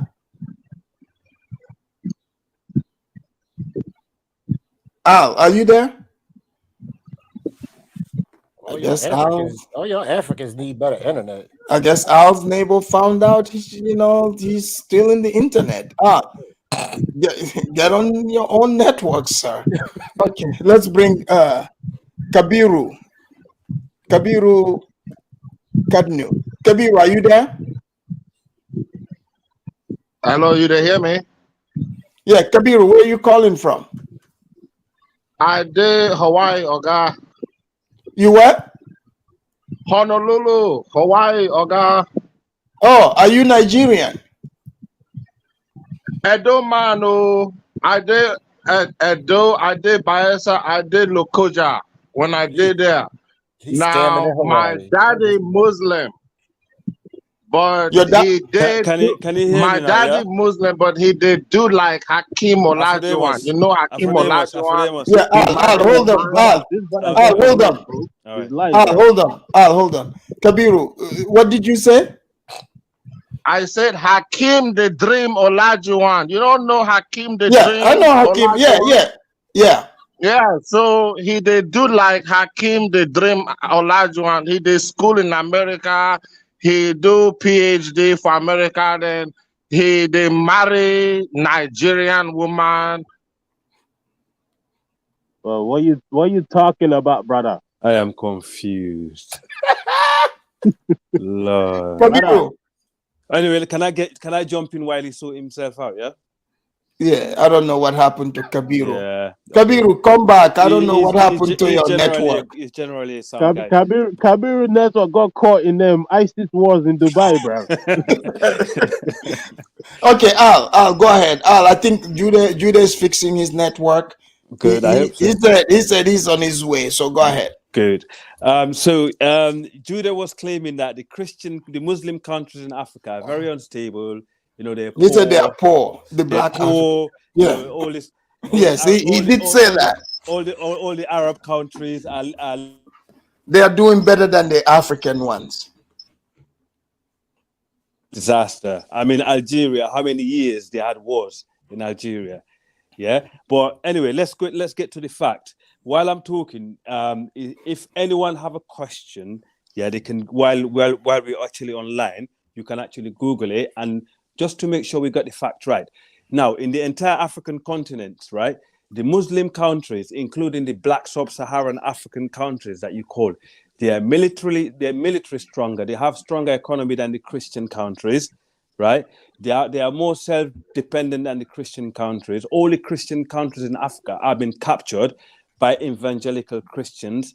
Which of these Muslim countries can you name some prominent ones here? Okay, give me one Christian state in Africa. Oh no! You're the one saying this, sir. Can you tell us, these countries that the majority Black Muslims who are running circles over the majority Christian countries? Is a stronger country when it comes to military than any Christian country that we have in sub-Saharan Africa to start with. Which one? Right? All of them. No, name one. Name one country in sub-Saharan Africa like Cameroon. Yeah, Cameroon, like Southern Cameroon, for example. Yeah, No. you cannot compare, for example, Cameroon and Central African Republic to Nigeria when it comes to military, like Burundi and Burundi. Go into the index. Al, are you comparing? Are you comparing? Wait, Al, are you comparing Cameroon economically to Central African Republic? No, what I'm trying to say is the Muslim countries in Africa. Nigeria is not a Muslim country. You know Nigeria, that, right? Well, Nigeria, of course, Nigeria is a Muslim country, bro. South Africa is not a Muslim. It's not a Muslim. South Africa is not a black country. Ghana is not. South Africa is not a black. Ghana is not a Muslim. It's not a Muslim country. Kenya is not.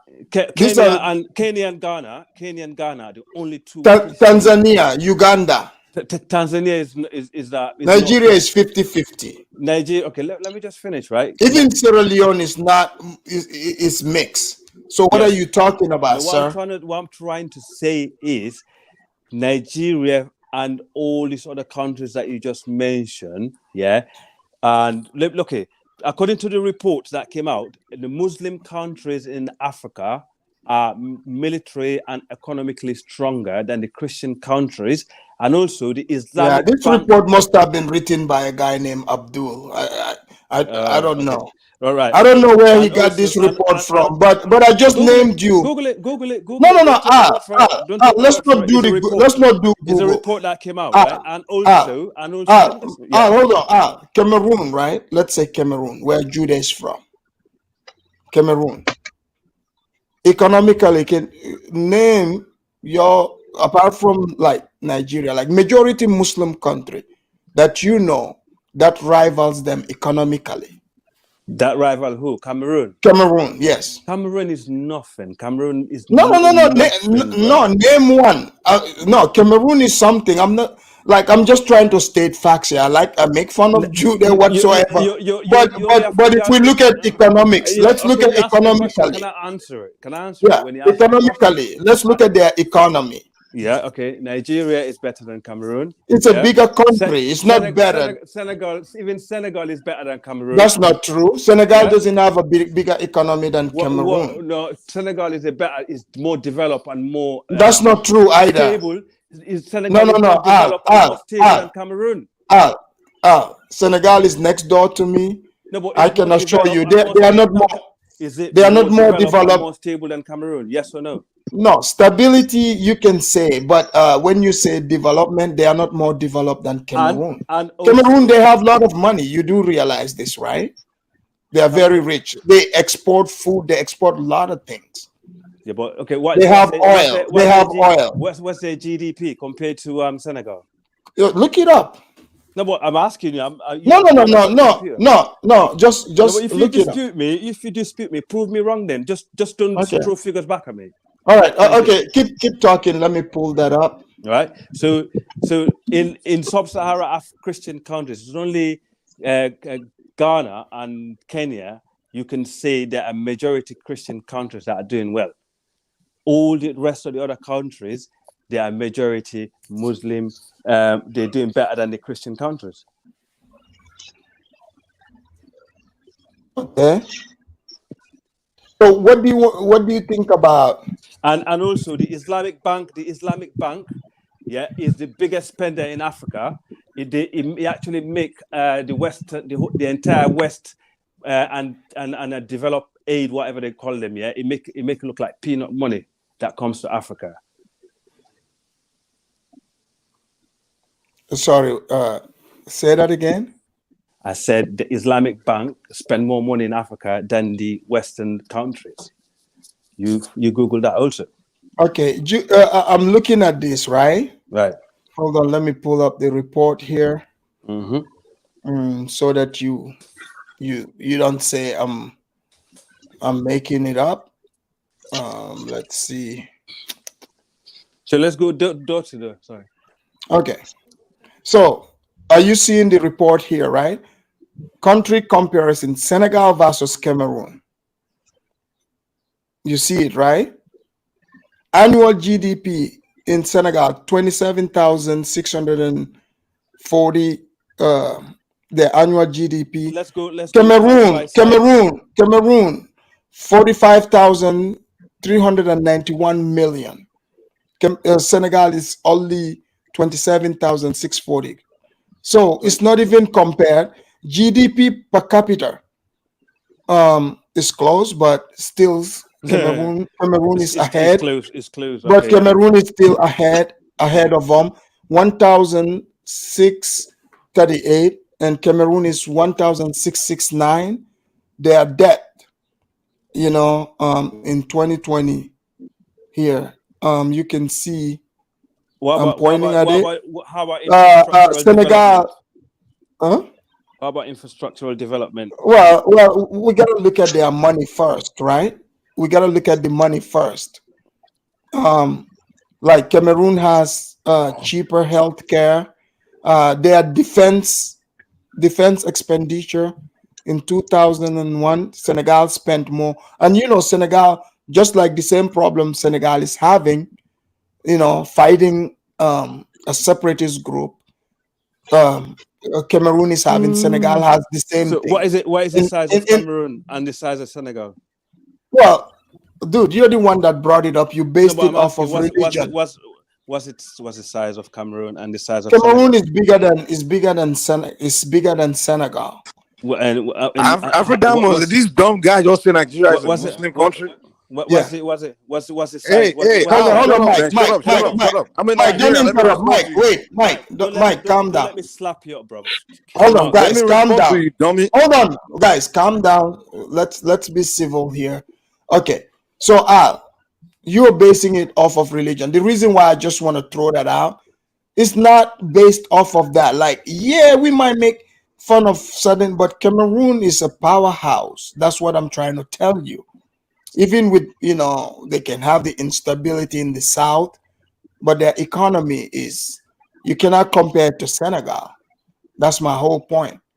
You look at Cameroon, both of them are doing good in their exports department. Let's compare Cameroon to Nigeria then. Okay, let me Nigeria is wait. I'm in bigger Nigeria. Let me economy. talk about Nigeria to you. Hold on, listen. Let me explain I Nigeria don't want to to you. listen to you. I'm not calling. Then shut up. It's not your show, man. Talk to you, bro. I don't want to. I don't want to talk to you either. Let me I'm talk to very Afridamus. selective. Hold on. I'll allow him to talk to me, please. Afridamus. Nigeria, economically, you they skip me. the southern Nigeria. I go come to you. Hold on, Mike. Mike, hold on. Let me just tell me, Oga, I go come back to you. Go ahead. Mike. I hear. Nigeria has the northern Nigeria, which is Islamic, and the southern Nigeria, which is Christian. 90% of Nigerian economy is in the south. The wealth, the industry, pretty much everything is the southern Nigeria. That's where the Nigerian economy is. You understand? So when he's calling Nigeria a Muslim country, it's just laughable. It's just like something. The poorest part of Nigeria is the Islamic north. Extreme poverty. How many Sharia states do you have in the north? No. The poorest. When you talk, when they say, listen. Sharia state in the north? Yes or no? Do they have what? Do you have Sharia state in the north? Yes or no? What does that have to do with my argument? Are you trying to make my point for me? How many countries in Africa that have Sharia states? How can you have Sharia state in a country? No. You said Nigeria is a Muslim country. How many Christian president did Nigeria ever have? Dude, listen to me. Listen to me. You're not listening to me. What is the influence of Christians in Nigeria? Dude, listen. Do you know Nigeria? Those questions. Is Nigeria too? Wait. Okay, let me answer your question. Is Nigeria divided into north and south? Nigeria divided into north and south. Of Yeah, that's it. Yes. Well, okay, let me explain it to you. And let me explain it. And also, Dude, can I talk? Guys, calm down. Al, you have to let him, answer. When if he you was ask interjecting, him, right? No, but let him answer though. You want to treat my country? Nigeria was two protectorate, two countries, two colonies. The northern protectorate were the British and the southern protectorate. The north is the Islamic north, and the south, people call it Christian south, but I don't call it Christian. It's more of everything else, except it's a Christian south. Now, the progress of Nigeria, the success, everything you see, progress about Nigeria, the educated. When you talk about Nigeria being the most educated, everything, is just the asked a South. question. Wait, Compare those shut up. two Can I countries. talk? You don't have to Dude, explain to me. can I Which talk? one is hygiene? Can I Which one is a talk? Dude, better shut up, country? man. When we talk Listen, about the don't ever progress of speak to me like Nigeria, that. I'll cut you shut off up, in a shut minute, up, dude. bro. I I will want cut to you off. mute I this will guy cut so you I off can. if you speak to me like that again. Can you mute this dumb guy, man? Okay, guys, calm When down. people, What's no, Afridamus, guys, let me just how say about did this Nigeria. escalate, guys? Calm down. It's not that serious. Just relax. Okay, We're okay, all it's fine. learning Well, if here. you can let me talk I though. don't like this guy. When people are Okay, talking about Al, we're learning. We want to learn about. You brought up Nigeria. Let the guy exactly from Nigeria talk. when people are talking about the success of Nigeria, the education of Nigerians, the greatness, the Afrobeat, the all those Nollywood, the industries, everything, banking, all of it is in the South. So when people say Nigeria has huge poverty, when they say poverty capital of the world, it's in the north. The northern Nigeria is extreme, it's ravaged poverty, Boko Haram, wars. That's the northern part of Nigeria. Most people don't know that Nigeria is like two countries. It was two colonies. The British just joined the south and the north together. So the backwardness, the poverty, on education that you see on TV, they show on CNN. That's the northern Nigeria. That's the Islamic north. So when people talk about the economy of Nigeria being the largest economy in Africa, even Lagos alone is like the fifth largest economy in the whole continent. Just one Yeah, state in Lagos. Nigeria, and I would that's in the take Lagos. south. I would take Lagos. Yes, in And the that's in south. the Yeah, south. All and the the Delta. richest, Lagos dude, and shut the up. Delta. Yeah. The wealth hold of on. Nigeria is in the south. The Yeah, but economic tell me wealth of that then. Nigeria, the economic success of Nigeria is all in the south. So when people say, when Judah made a statement saying the Islamic part of Africa is the poorest, he's right, it's accurate. The Islamic country, the Saharan countries are the poorest. If you talk about the wealth, the progressive more progressive countries are more of the lower Sahara, like from Nigeria, southern Nigeria to southern Cameroon, all the way to South Africa. That's where you find less disease and poverty. When we talk about disease and poverty, all that stuff is more in Islamic countries, those Saharan countries, the Right. Islamized countries. So the Right. Islamic part of Africa is the poorest part of Africa. Let's get Right. that Right. fact straight, okay? So when you Those want to talk about Nigeria, the success of Nigeria, the Can greatness I? All right, be is quiet the now. Be southern quiet. part of Nigeria, Let me not the get back to you. Islamic Let me north. get back to you. Let me Okay? get back All to you. right, go Okay? ahead. All Tell right. me more about Nigeria, you dummy. Right. Right. Oh, Right. Mike, Don't come. see. Right. Okay. No, that's fine, man. I just brushed that over my shoulder for Demus. But yeah, fact is, yeah. Is your shoulder okay there, sir? He mentioned everything is coming from the oil, and it's not true. I didn't mention oil, dummy. Did I say anything about oil? Okay, guys, we're deviating from the topic. Hold on, Al. Right. Hold that thought. Kabiru was on something. Kabiru fixed his mic, and we've been trying to get him to. But we anyway, but Al, you want to talk about economy? I just wanted to debunk that. I know you made fun of. Yeah, let's allow Kabiru also. My Allow Belgian the friend, make Otoba. I dey talk. You I did know it? they You look did for it? spare parts here. I just did speak 5 things. Okay, Hakeem go. the Dream Olajuwon, number 1. At 33 years old, he go marry 18-year-old white woman. Currently, they have 2 children. One of them is going to be drafted like LeBron James. So now, number 2, when I did Nigeria, I find my brother wife for Hawaii there.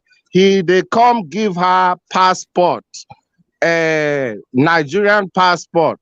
Somebody from Facebook, from Dubai, don't offer her money to go Dubai. She go Dubai and she spoiled the whole thing. When I come see her, because my daddy, he professor there, so he did teach all these girls there. So when I come see him, I say, Usa, this not Dubai? Yes, sir, Dubai. These Nigerian women, they love these Muslim men. When I did there, I did wear agbada, and the southern people, they like that, but their women, they like that. They have chance to go to. Mike. Okay, well, look, I don't even want to talk about that because that is not important. But the most important thing is that she had a chance to go to South Africa, the UK, or Dubai. And she went Dubai. These Nigerian women, they like the Islamic. I am telling you, Oga, and number 2 on my passport, right? Let him When I go to Atlanta, when I go to Atlanta to get my Nigerian passport, right? They put the day before the month. So that means that it okay. is an Islamic country because they put the day before the month. Okay. When I tell you this, these guys are This guy's a moron, man. That's British let me system, dumbass. finish. This guy's a monkey. Make I just The finish British one. system. Make I Mike, finish hold one on. more thing. Let the Make I man dey finish. finish one more thing. The only reason why I dey come out of Nigeria is because every time I dey university, I do my masters there for Ambrose Ali. I do my math, and every time they bring me half caste to come marry, and I say, where are all of the dark skinned girls? Oh, they hawk. You they go see them for market, and that is this. And what I'm saying is that these guys are low IQ, man. Get them off, man. that is the same thing that is going on. The minute that Hakim married this 18-year-old girl, they gave him a 50 million 5-year contract. It is only beneficial that you date outside of your race and you practice either Judaism or extreme Islam, because that is the way the society is run here. That's all I'm saying. Hold on, Kabiru, you come from the north. Yes, Oga, I Only get Boko house in Haram. Abuja. I get house in Abuja, and I get house in Otweke. Okay, so Kabiru, Oga, what you think about the Muslim woman? What do you foresee? I say it is about money. It is only like now, if I want to build my image and my reputation now, I will marry somebody that is yellow or somebody that is white so that I can fit into the society that I am in. Simple. Okay, Kabiru got this point. Mike, what do you want to say to what Afridamus, I know your IQ is high enough to know that this guy here is just mumbo jumbling, talking. Let me Mike, agree he spoke his point. Okay, yeah, let me. He actually proved my point. Yeah, can this old guy shut up? Yeah, he actually just proved my point. Afridamus, you live in the United States, right? Right. So the southern part of Nigeria, the Igbos, the Yorubas, the Efik, the Jaws, those tribes, those are the ones you run into in the United States. We go to the US, UK, places like that, and we become the most educated groups, right? The Muslims in northern Nigeria, they don't come to the United States. Wait, shut up, dude. Shut the hell up. God damn it. Hold on, guys. Calm down. The northern Nigerians, they don't come to the United States or Western countries. They go to Dubai, Saudi Arabia to be slaves. Kabiru is in the People like United Kabiru, they're not educated, so they go to Dubai, Saudi Arabia to be slaves and embarrass Nigeria. Wait, Oga, who saw you for there, Kabiru? What? Dubai. Who saw you there, Oga? I did Hawaii, Oga. Hawaii. Wow. Did you hear that? See, Mike, so he told us.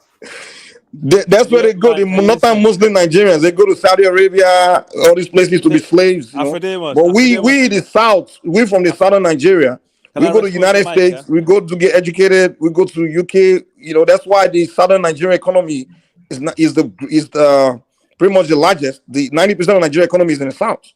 That's why you see progress in the southern part of Nigeria. But if you go to the Islamic north, it's nothing but poverty and disease and war. Boko Haram, all that terrorism, banditry. They just embarrass us. And that's why I was pissed off with this dumb Howard guy saying the Muslim countries are the richest and you want to take the success of Nigeria and attribute it to Islam. I'm like, this guy, do you even know Nigeria? If you really know Nigeria, you know that the success of Nigeria is attributed to the southern part of Nigeria, the Christians and those that practice the African spirituality.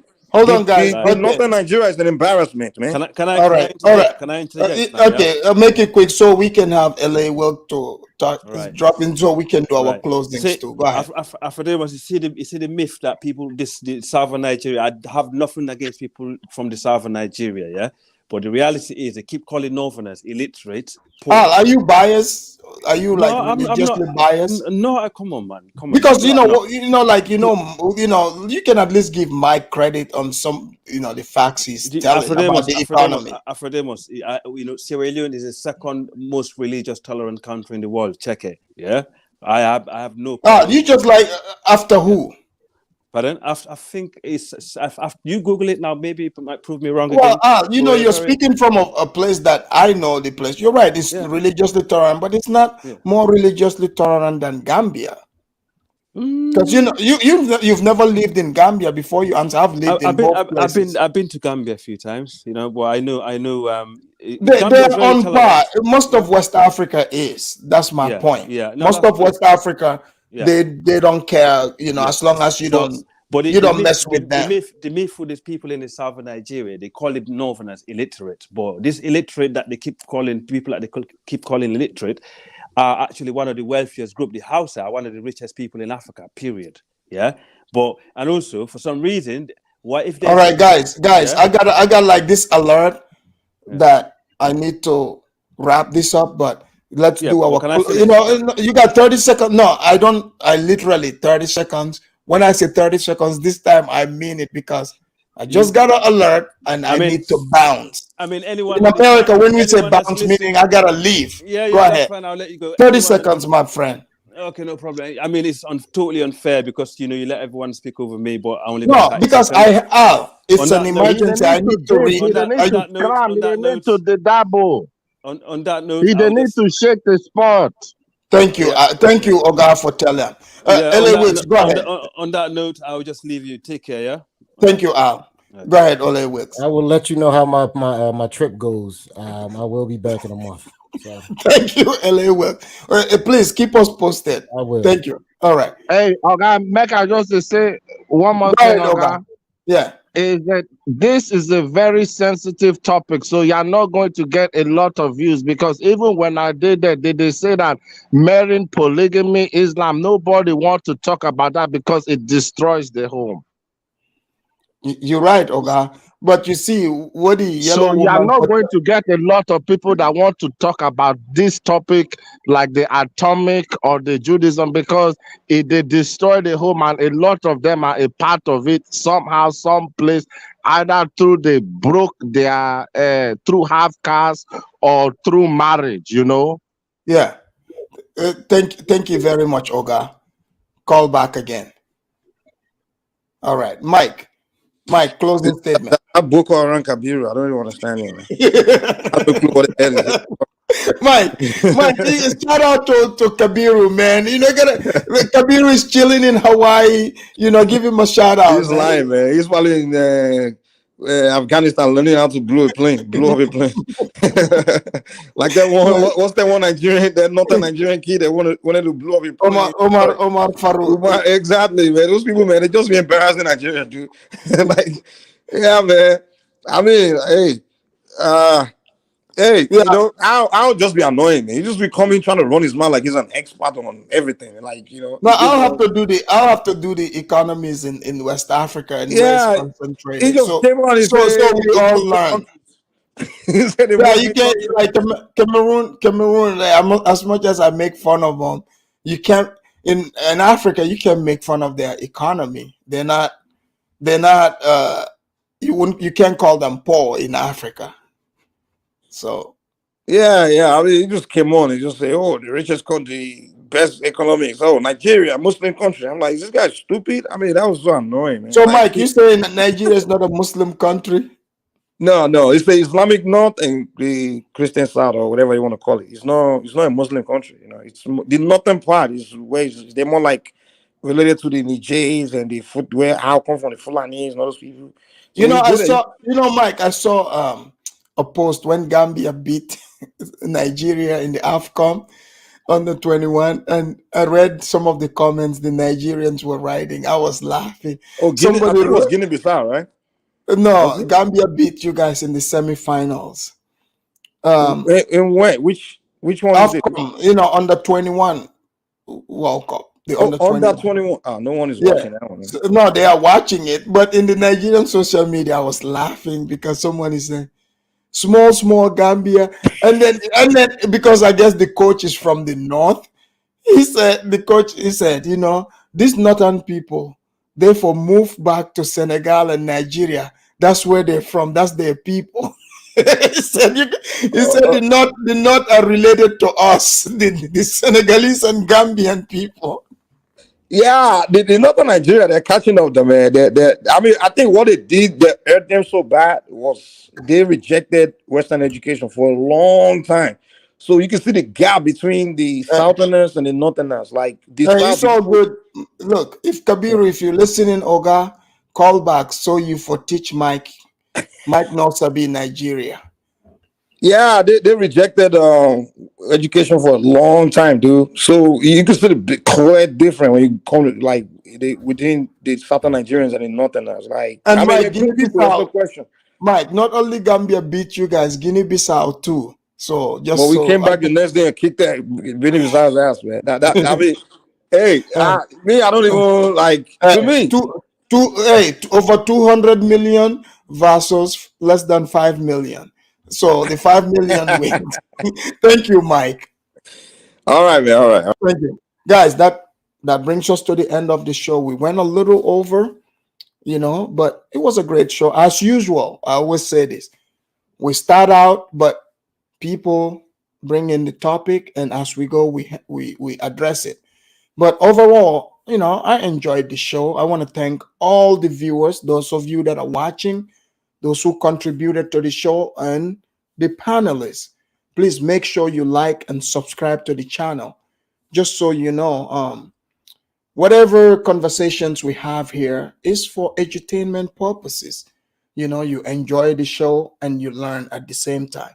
Even me being, the host of the show, trust me, I learn so much from all of you. Either you're writing in the chat section or you participate in the conversation. So participating and sharing, it's not a matter of right or wrong, but it's a matter of learning something new every day. Here comes my co-host. He also got to give his last statement. But that's what I want to tell you guys, and I want to thank you. And let me let my co-host, Momon Jude, speak to you guys. Jude, what do you want to say before I leave? Unmute yourself.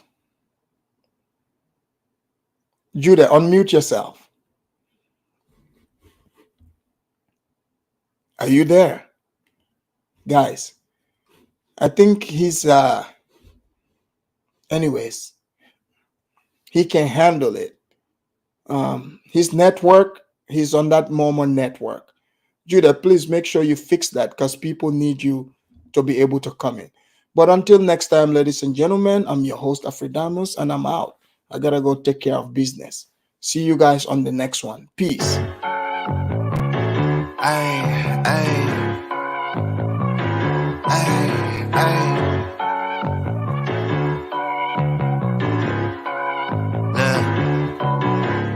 Baby girl love my bop and I like me too. No roof on my top and my babe see-through. Hating on the pen, don't stop, shit ain't gon' feed you. I've been all on my grind, so why I need you? Baby girl love my bop and I like me too. No roof on my top and my babe see-through. Hating on the pen, don't stop, shit ain't gon' feed you. I've been all on my grind, so why I need you? Big flex, my swole up. Double cup and I'm pulled up. Niggas hating like hold up. What's the problem? I'm pulled up. Big flex.